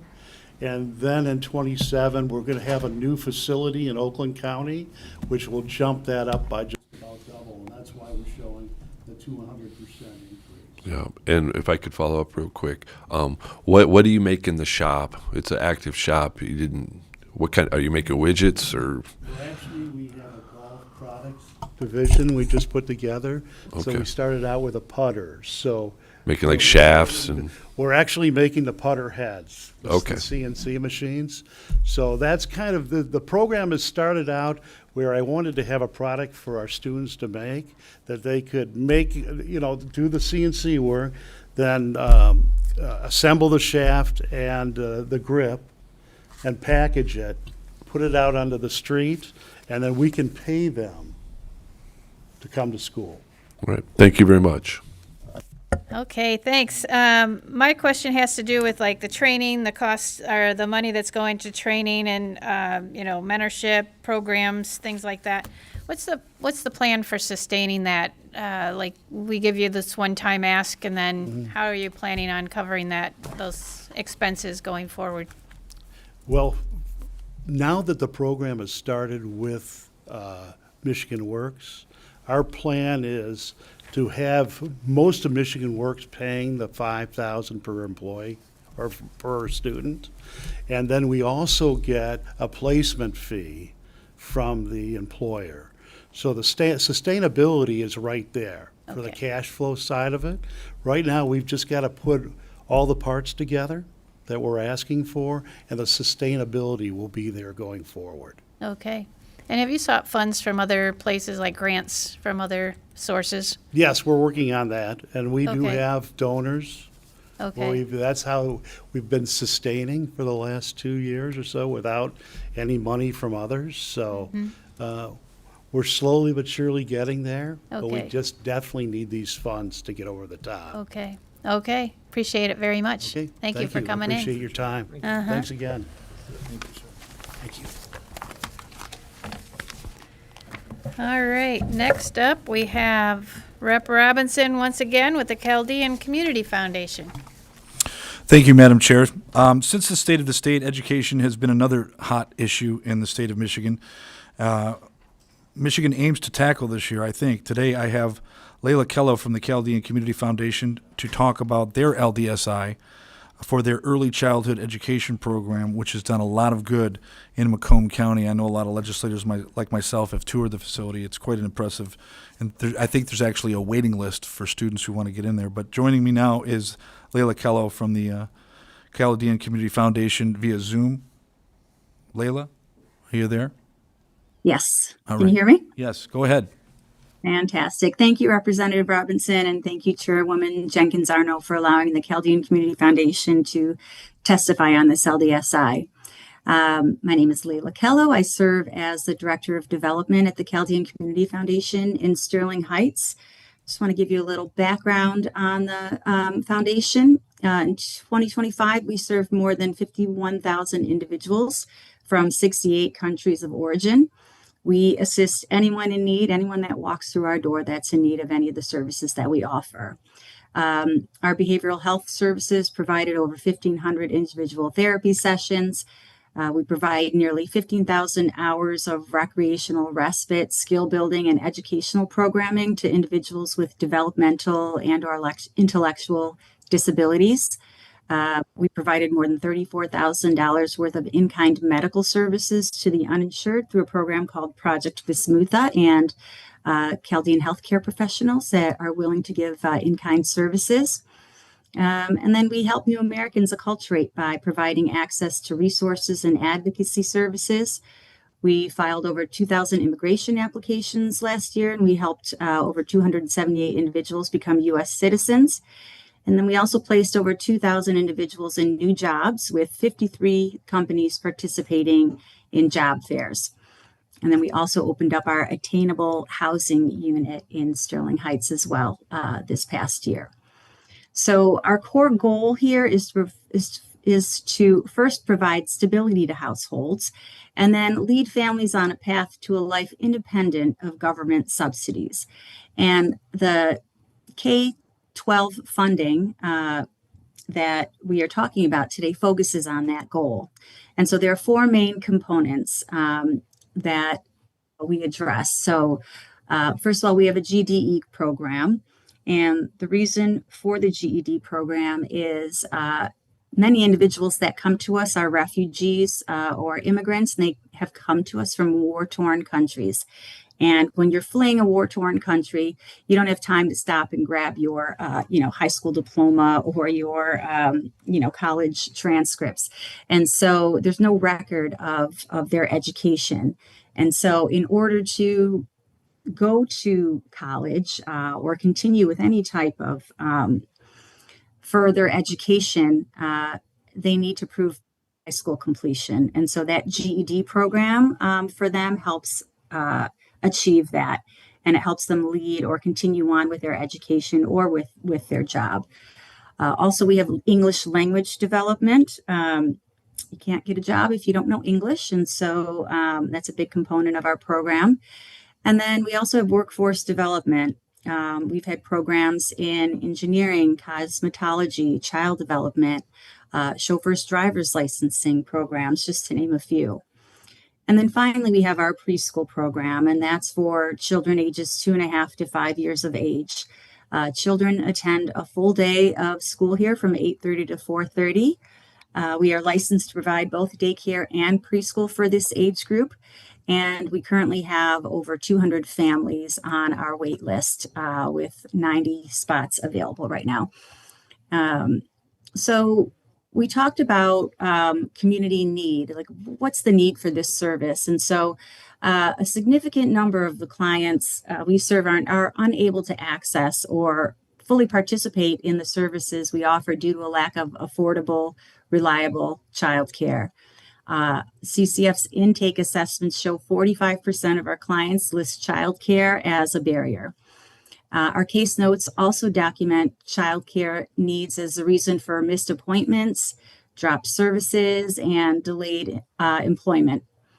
Through our mental health programming, 42% of clients state that lack of childcare contributes to caregiver stress, anxiety, depression, and reduced engagement in mental health services. Childcare and the preschool that we offer is also listed as just childcare and preschool in general is also listed as unaffordable by many of the clients we serve. So by addressing the barrier of childcare, it removes a poor access barrier, allowing families to consistently engage in case management, benefits navigation, housing support, and supportive services. It allows parents to participate in English learning, GED classes, job training, credentialing, job search, and employment retention activities. It allows caregivers to attend counseling sessions without distraction or interruption while reducing stress and burnout.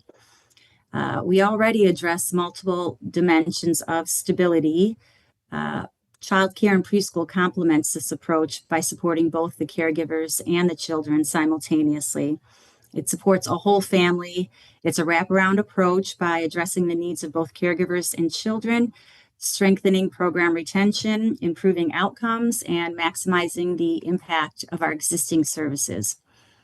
Aside from the need, the program also helps families build the skills that prepare children for school and beyond, including the importance of reading aloud, talking with children throughout the day, teaching letter and sound awareness, building phonological awareness through play, and creating a print-rich home environment. It also allows for screening of developmental and intellectual disabilities and provides the correct resources to parents for early intervention. So in reading, there's something called the Matthew effect, and it describes how early... Excuse me just a minute. I'm If you sorry. can just kind of wind it up just a little bit. We're pushing on our time right now, so Sure. thank you. I appreciate it. Yeah.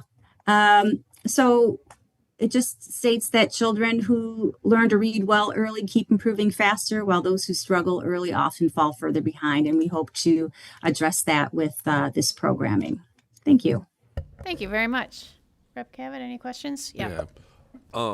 Thank you for your presentation. You might have said this, so forgive me if you already mentioned this, but how many people do you service a year? Last year alone, we serviced 51,800 individuals. Okay. Thank you very much. Okay, and it sounds like you do all kinds of things, and it sounds like it's a great service to the community. I'm just curious as far as sustainability, how do you keep paying for these programs year on year without coming back to the state?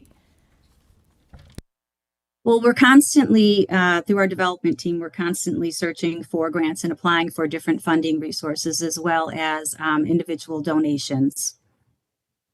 Okay, thank you. And then if you don't get these funds this year, what would that do to your program? It would decrease it significantly. Okay, all right. Well, thank you very much. I appreciate you being here today. Rep. Robinson, thank you. Thank you. All right, and you're up once more, this time with the City of Warren.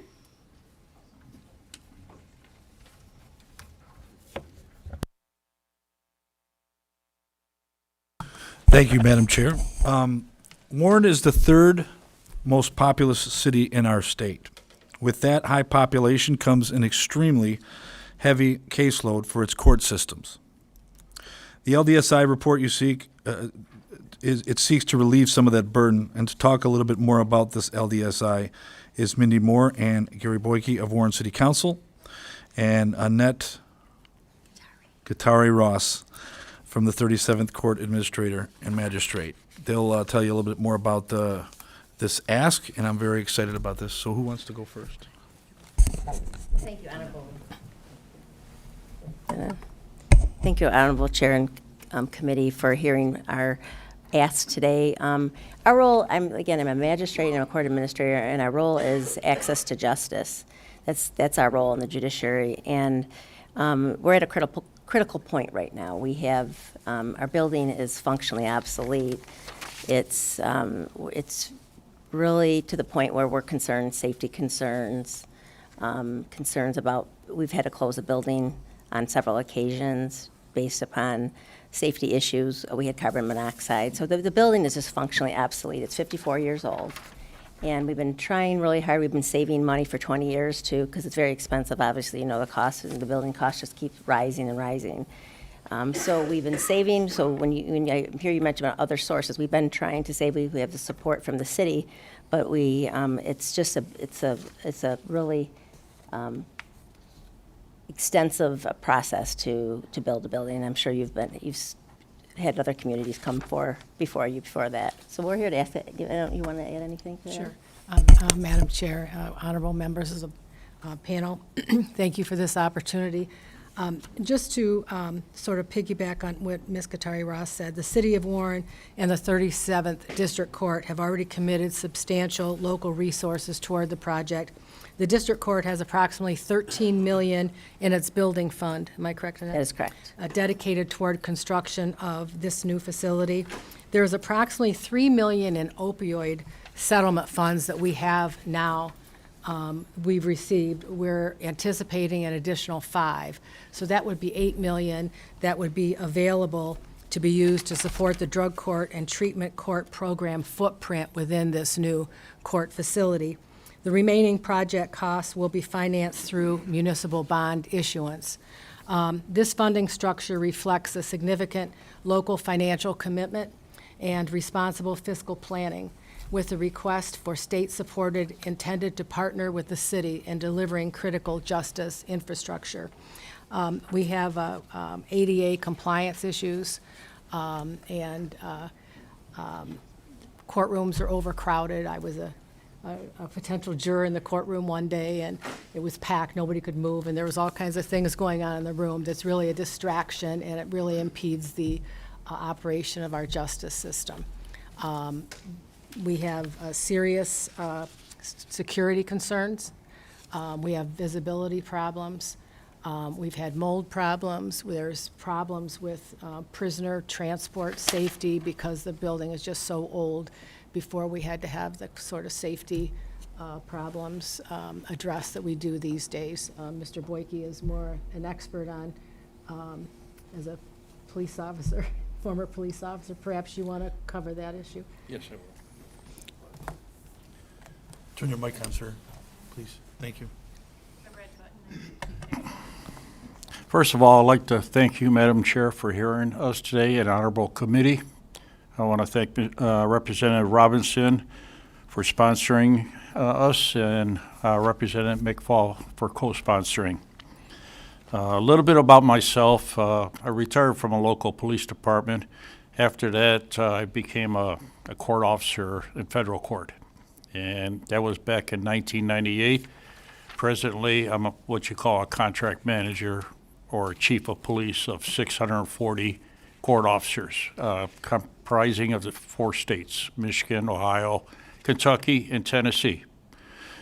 We're a federal contractor. The U.S. Marshals are our boss, technically, and we have meetings on courtroom security and training, extensive. As a councilman, I'm on the RFP panel in the committee for the new courthouse. I've toured the courthouse. I don't like using the word flaws because there are many. Councilman Moore mentioned the glass. For instance, if you come in our front door, as soon as you enter the door is our x-ray machine and the officer hand wanding. So you have 200 people coming in sometimes, and I've seen it. All those people are outside, and there's no visibility as far as an incoming threat. Most of the courthouses are constructed with glass up front. Similar to your building, you got glass where the officer out there could see out, at least demonstrations or anything like that. We lack that, other than putting an officer out there. And also, we have, for the citizens coming there, 200 people this past winter standing out there. It's awfully cold. They put up plastic tarps to knock the wind down, but it's still cold. Going further, the alarm system needs to be updated. Your panic alarms, for instance, if you hit a panic alarm in here, your officer should come up on a screen, and maybe a camera outside would pick up somebody leaving this room so they know what to look for somebody leaving there. We don't have none of that. Often the court officers are called by the judge to do escort, or the clerk's office to move a juror around. Police departments sometimes with witnesses coming. We don't have adequate rooms to put these people in, and were those pictures submitted, how it looks the interior? They were. Yeah, you could see, you know, if you were a witness walking through that crowd, it's very intimidating and scary, and that happens. I'm not going to go into some of the other flaws, but if you have any questions, be free to ask. Appreciate that. Rep. Cavett? Real quick, thank you, Madam Chair. Thanks for your testimony. Functional obsolescence is the kind of term that you know only if you have functional obsolescence. So, is this a complete new build, or are you rehabbing a building at all? Total new rebuild. Total build? Okay. Location. All right, thank you. So new location, do you have to purchase the land, or is that already purchased? Or you own? We own the land. Oh, you It's own the all land ci- already? It's all city property. Oh, It'll okay. just be across the street where it currently is housed, and we're going to leave a parcel next to it in hopes in the coming years we can put a justice system in, because we also have a very old police department that was not built for all the technology that is needed today, you know, a drone center and all kinds of things that we use now. So that will be the next phase, hopefully, is to add a justice center onto the same property where we'll build the court. Okay. And let me see, what was I thinking? Is demolition a part of the cost, included in the cost of what you're doing here? Yes, So it is. that's part of Yes, it. it is part of the So, cost. okay. All right. Well, very good. Thank you guys for coming in today. Thank you very much. Thank you very much. All right. Next up, we have Rep. Whitwer with Hamlin Township Fire Department.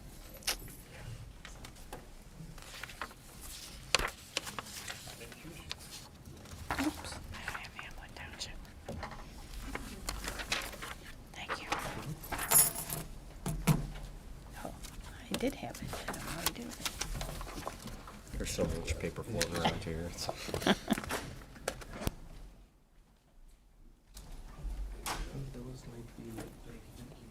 Those are for Eaton Rapids. Oh, those are, that'll be nice. Yeah, those are not for us, sorry. Don't want to confuse everybody. You're gonna be like, that's not the fire truck you're talking about. She's very efficient. She's ahead of the game. I am.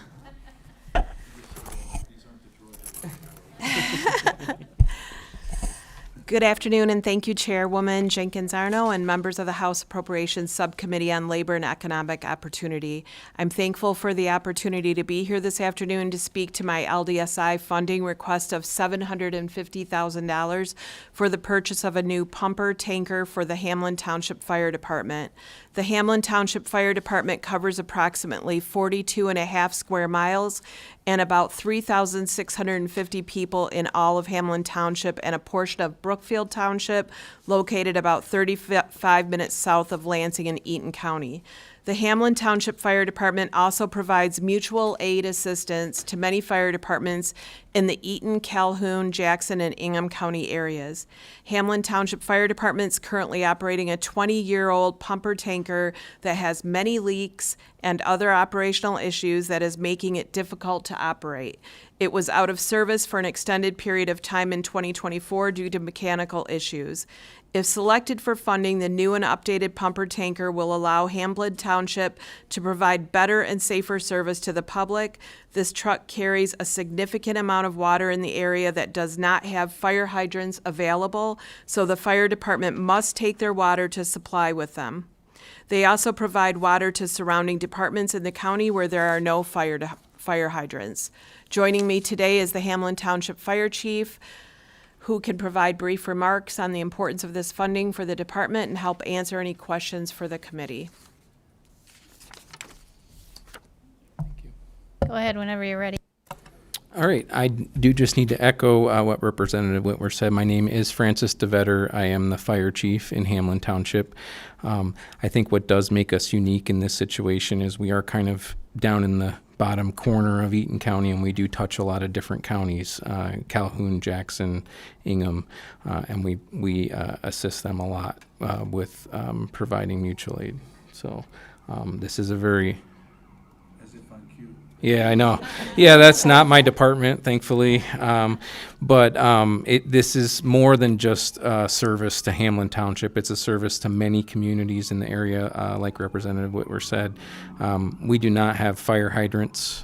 We have to take all of our water with us to be able to put out fires, and it is helpful to us. And we are a small rural farming community, but we have about 20 volunteers that we respond with and a relatively small budget. So trying to purchase a fire truck is very difficult for us. All right, thank you. Rep. Cavett. Thanks, Madam Chair. Thanks, Chief. I think you answered one of my questions. You guys are paid volunteers? We are paid on call, yes. And it's very common where I live to bring tanker trucks. Do you guys have like road endings or a couple special spots you go to get water? That's a great question. We do have what's called dry hydrants, where we do, one of them is at a wedding venue in our area that specifically set it up for us. It's central in the township, and we can go fill and we can draft or pull water out of that pond that she has there to be able to provide for. Do you guys like put a pool up on site? We do, absolutely. Okay. We have what's called a porta tank, we call it a porta tank in Michigan. They're called various things throughout the country, but sure. Carries 3,000 gallons. We can put a 3,000 gallon swimming pool on the ground and pump out of it, basically. Thanks, sir. Appreciate it. Rep. Robinson, any questions? Yeah, I'm going to ask a similar question I asked earlier.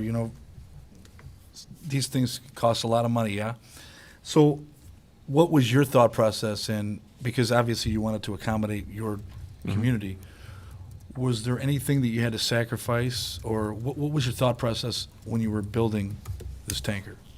Our thought process is mainly as much water as we can bring to provide. Yeah. That's the main aspect of it, but it also has to be functional. That's why we did pumper tanker, because in an absence of a fire engine, it can also operate as a fire engine. That's why instead of it just being a tanker, which is basically just a truck that hauls water, it also has a pump on it that can help provide for that. But it is, if you see, we asked for $750,000, which is, if you were to buy a frontline just pumper, like what Lansing drives around in, you're talking 1.2, 1.3 million. So we tried to ask for what we could and be fiscally responsible with it as well. Let me ask a follow-up to that, because this is kind of what I'm getting at. Like, obviously the water was the main aspect of this. Mm-hmm. In your community, are there buildings is there anything that this tanker truck won't be able to accommodate? No, it's the perfect piece of tanker. Okay, that's right. It's a perfect piece of equipment for our township and the surrounding area. Thank you, Madam Chair. Okay, and then do you have a tanker already that you've shopped around and found something? We have done actually, I'm going to let Sean speak to that. This is Sean Langford. He's one of our engineers, and he is part of our apparatus committee. Okay. Good afternoon. Thank you, Chair and committee, for speaking with us. We have spent about the past year as a department going through what is necessary, what is unnecessary. One of the big things of the cost that is presented before you is we're increasing the water capacity. We currently have a 3,000 gallon tanker, and we are going up to 4,000 gallon. Unfortunately, volunteer firefighting is suffering nationwide. So there's a lot of unknown when you call for a structure fire, how many tankers are going to show up, how much water you're going to get, how many personnel you're going to get. And one of the big things on the cost was we decided to up our capacity another 1,000 gallons of water. But to answer your question, we have looked at a couple different vendors as far as Spartan Motors or Spartan Spencer, and then what was the other one? Alexis, which was another. We have a couple preliminary quotes on things. And then, do they have to build it, or is this something that's already? There's a couple different options out there. Okay. But most likely it would be custom built. Yes. Okay, and then how long would it take for them to actually? I know that takes a long time. Yeah. So 12 to 18 months is what the number we heard, but there's a lot of people that wait a lot longer than that for fire trucks. Okay. Well, let's hope for the shorter time frame for you guys. All right. Well, thank you so much for coming in today. Really appreciate it. We appreciate your time. Yeah. Thank you. All right. Rep. Whitwer is up again with Eaton Rapids Fire Department. Okay. Thank you again for having us today. The City of Eaton Rapids Fire Department is seeking $2.6 million in funding to replace their aerial fire truck, which has reached the end of its service life and is no longer reliable in their firefighting operations. The City of Eaton Rapids Fire Department is currently operating a 2000 American LaFrance platform ladder truck that has become prohibitively extensive to maintain. Frequent and costly repairs are required, and the truck parts are increasingly difficult to obtain due to the manufacturer's closing.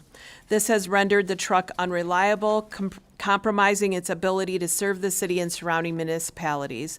This aerial truck has been essential not just to Eaton Rapids, but also to neighboring communities, including Charlotte, Olivet, Eaton Rapids Township, Hamlin Township, Dimondale, and Potterville, when aerial assistance was required. However, due to its frequent breakdowns, it has been unavailable for mutual aid on several occasions, emphasizing the urgency of replacing it.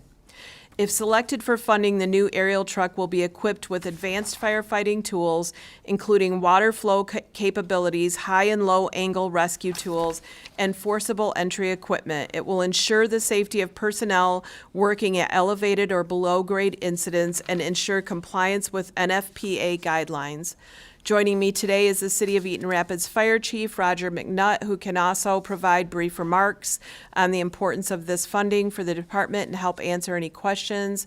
One unique thing about our district is that we do have a university in our district, Olivet University, and as part of that, they need aerial trucks, and this is very important to Eaton Rapids to be able to help with that. That's why it's so much more expensive than the others. Aerial trucks are very expensive. Very yes. expensive, very expensive. And this is probably the cheapest one we could come up with. We've got a quote in your packet there. The quote, and there's a drawing of the truck in there. Like Representative said, she said 2.6 million. The quote is for 2.3. That's how old it's not even the quote isn't that old, but that's how much the prices are increasing, okay, in the fire service. Since COVID, the prices have increased 3 or 4 times fold since then. So Eaton Rapids is a traditional downtown town. We have 2- and 3-story buildings down there, and a lot of the 2- and 3-story, the 2nd- and 3rd-story buildings have residents in them, okay, that has been funded by the state, so they can move people up there. So, and we also, the big problem we have in Eaton Rapids, it's not a problem, but a business is the Midian Magnesium plant. We've been out there numerous times, and the truck, we can put stuff in the bucket of the truck and raise it up on the 40-foot roof. We don't have to climb the ladder and carry it, so that's a big bonus for that, to get up there. Current truck was purchased in 2010, but it was built in 2000 when it was built for a town out east. And the truck we have now was so big it couldn't make it down the narrow roads out there, so they turned it back in and had one built specifically that would fit in that area. And it kicked around in the system for 10 years, and we bought it used after that. So, like Andrew Whitwer said, the parts are getting scarce to repair it and everything. We have a company, CSI, when they give us a quote, they do all our repairs on the truck, and they have had to manufacture parts to make the truck work, make it operational. So Okay? About all I got to say. Okay, just for my clarification, can you kind of describe what an aerial truck is compared to, like, say, a ladder truck or something? Is it? An aerial truck and a ladder truck are the same thing. Okay. Okay, an aerial truck, a lot of people represent that as just a straight ladder that goes up. Okay, this is a bucket truck or a aerial. It has a 3x3, 4x4 foot bucket at the top of it where people climb into it, and they can operate up there. They can operate from hose up there, and we put it up to window, and we can rescue people out of a window up on a second and third story building. Instead Okay. of making them just climb down a ladder. It's a lot Okay. easier. All right, I got an idea in my You head can, of what that you is. can come to my district if you want. And Oh, okay. It's really close, and I can take you. It made me sick going up in it, but I would love. I I would might be love scared for going you up. to try it. It's like the almost like a size of this table, so that you Oh. feel safer. Uh-huh. And people can get into it really easy. It's not Okay. like when I think of bucket, I think of like a bucket. Yeah. It's a No, like I say, platform. Okay. It's a 4-foot square, probably as long as this table is as They're wide very as this cool. table. Very nice. bigger than Okay. that, so. All right, thank you. Yep, no problem. Rep Cavett? Thanks, Chair. Thanks, Chief, for your testimony. Will the pieces, or if you were to get this piece of equipment, will you help your fire rating or insurance rating for your community go down? It probably wouldn't make it go down because we already have one there. We're at a 4Y right now, and I don't think it'll go down any farther than what it is right now. But if we don't get one and we have to dismantle that truck and put it out of service, it'd definitely hurt our ISO rating, Yeah. our fire rating. Are you a full-time, sir, or a volunteer? No, sir, I'm volunteer. Okay. A part-time chief. I have one full-time firefighter. All right, He's thank there you. from 7 to 3. Thank you. Yep. Any other questions? Okay. I just always ask the same question. Do you have a tanker in mind, or not a tanker, an aerial truck in mind that you are looking at, or are you, The is it, quote okay. there. I'm sorry, I was not listening. That's what we'd like, okay, but by charter, we have to go out for bid. Okay, We have to all get right, 3 very bids, good. so Okay, we have to very do that. good. All right, well, thank you so much for coming in today. Thank you. Uh-huh.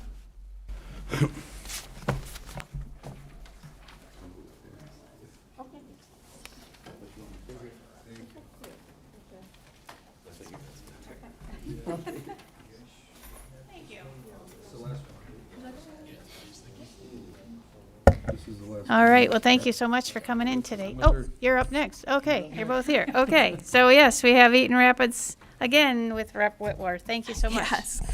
Thanks, Chairwoman. This is an extremely important project that we've been working on for a while. This funding request is for $4 million for the Eaton County Land Bank for the demolition, environmental remediation, and redevelopment preparation of the long blighted Horner Mill site in the city of Eaton Rapids. And there should be pictures in front of you and a map. For those who may not know, the city of Eaton Rapids is a small community located about 30 minutes south of the capital. It's very vibrant, very beautiful, wonderful schools, very good community. At the entrance of the city is this Horner Mill site. So right when you're pulling into the city, this is what you see, which is a deteriorating industrial park that creates not only an eyesore for the community, but also poses significant risks and challenges to safety, the environment, and redevelopment. Firstly, this funding will protect public health and safety. The 8 structures at the Horner Mill site have been declared uninhabitable and violate many local and state codes. The site is a safety threat to everyone in the community, from nearby residents to emergency responders. The site has also been utilized for unauthorized and illegal dumping. Secondly, the funding will support environmental remediation and flood mitigation. About 70% of the site lies within a federally designated floodplain. Removing these structures will restore the land to green space, help mitigate flood risks, and improve stormwater management. Lastly, the remaining 30% of the land could be redeveloped for mixed-use housing and small-scale commercial retail opportunities by investing in the demolition and cleanup of the site. The state could help attract private investment to the area and stimulate tax-based growth in a historically disinvested area. We've also provided the committee with some photos of the Horner Mill site so you can see the location of the site near the city, and it's right on the river, as well as the conditions of the building. With me today is the Eaton Rapids City Manager, Yvonne Ridge, who can also speak to the importance of this funding and help answer any questions from the committee. Thank you so much for having me today for these 3 important items. Thank you, Chair and Committee. I hit it for him. You didn't do it for yourself. So thank you, Chair and Committee. I really appreciate the opportunity to be here. And Representative Whitmer did a great job of describing this property, but I'll go ahead and read what I have here. So this, I represent kind of unique because I am the City Manager of Eaton Rapids. I also serve on the Land Bank Authority for Eaton County. And I represent, of course, our Eaton Rapids community. But this, one of the first questions I got when I came to Eaton Rapids as a city manager, number one question, what are you going to do with that Horner Mill site? And I've been working diligently with the State Land Bank and with Representative Whitwer to try and come up with a solution for it. It is 7.45 acres of riverfront property. It's about 1,000 feet of riverfront. And it actually abuts up to city property after that 1,000 feet. It's been vacant and deteriorating for years. It contains 8 unsafe structures and significant environmental contamination. In its current condition, it generates no economic value, poses a public safety risk, and threatens the Grand River. If we were to, the money we're asking for is to simply to demo the property and restore it to that green space. So in the requested funding, it would allow us to fully demolish all the structures and to remediate any environmental hazards that are there.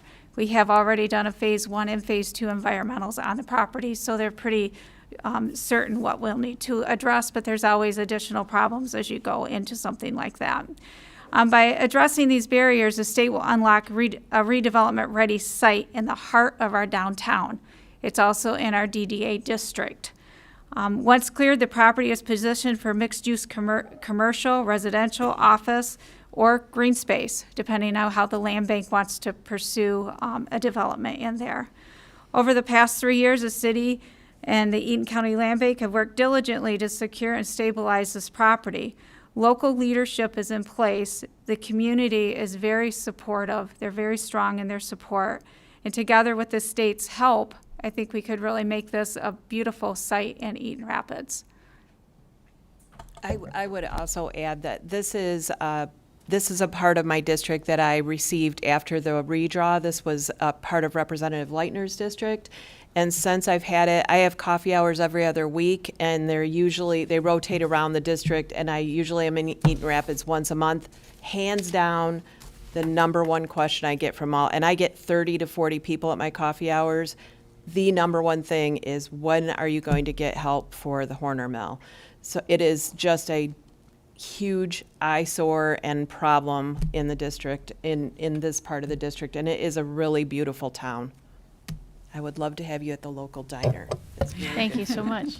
Rep. Robinson. Thank you, Madam Chair, and thank you for your presentation. Before I have one question about your ask, but this picture has captured my imagination. Is this blocked off? I'm sure is this been a problem for like maybe safety issues? Is this water or is that concrete? No, that's water. That's what I thought. It's blocked off. It actually used to run throughout the property, and the previous owners, probably 2 decades ago. Yeah, 20 years ago. Yeah, blocked it off. It used to be a creek run right alongside the property, and he blocked it off. Do you have a lot of issues over here with vandalism, or? Yes. Okay, Yes. that's what I figured. Yes, there's a lot. So just to be clear, this money is just to demo it? Demo and do remediation for the environmental. And you threw some ideas, but is there a popular consensus of what they want to do with this property? Well, the land bank just took it over in the fall of '25. The land bank took it over, so they really haven't discussed what the redevelopment would be, but it would be up to them to how they wanted to pursue a developer on the property. And then they'd have to comply with the zoning ordinances for the city of Eaton Rapids. Thank you. Thank you. Thank you, Madam Chair. Rep. Cavett. Thanks, Chair. Thanks for your testimony. We too have a similar old mill in my town that's very much like that. You kind of answered my question a little bit, but if you could speak to the fact that you're dealing with the Michigan Land Bank, are they offering any technical guidance or any funding sources? I know that this is what they do. You mentioned the Eaton County Eaton Land Coun- Bank, but not the Michigan Land Bank per se. Joe Rivet, no? Yes, I've been meeting and speaking with Mr. Rivet a lot in the last 6 months, and there is no allocation right now that can be spent on this, and he's very aware of it, and if we can do anything for your mill and my mill, coming up in this budget, they do have money allocated for this kind of thing that just needs to be identified for the budget. Okay, I thank can talk you. to you about that on the floor. Sure, thank you. And I just have questions about the contamination. So you said you're doing remediation and environmental work and that sort of thing. Do you know kind of the extent of it? It's mostly asbestos that they're going to be dealing with, so they will have to remove any asbestos from the buildings as they demo them, and then if there's anything in the soil, they'll have to Yeah, remove that's what the I- soil. And That's what I was wondering, the soil, because that's where it kind of gets difficult. And, actually they have to dig out the dirt and carry it away and that sort of thing. It makes it. And we're in a floodplain. Yeah. So So we that have would to- probably add to the cost, I would think, too, because Yes, it's very expensive much to haul so. the dirt away. So thank you so much for coming in today. Oh, thank you Appreciate for it. your time. Yes, thank you. Okay.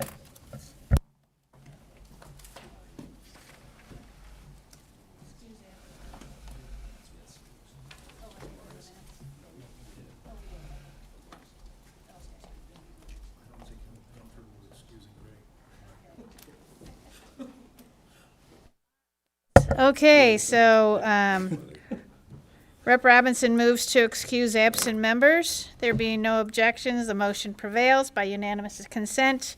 And there being no further business before the subcommittee, this committee is adjourned.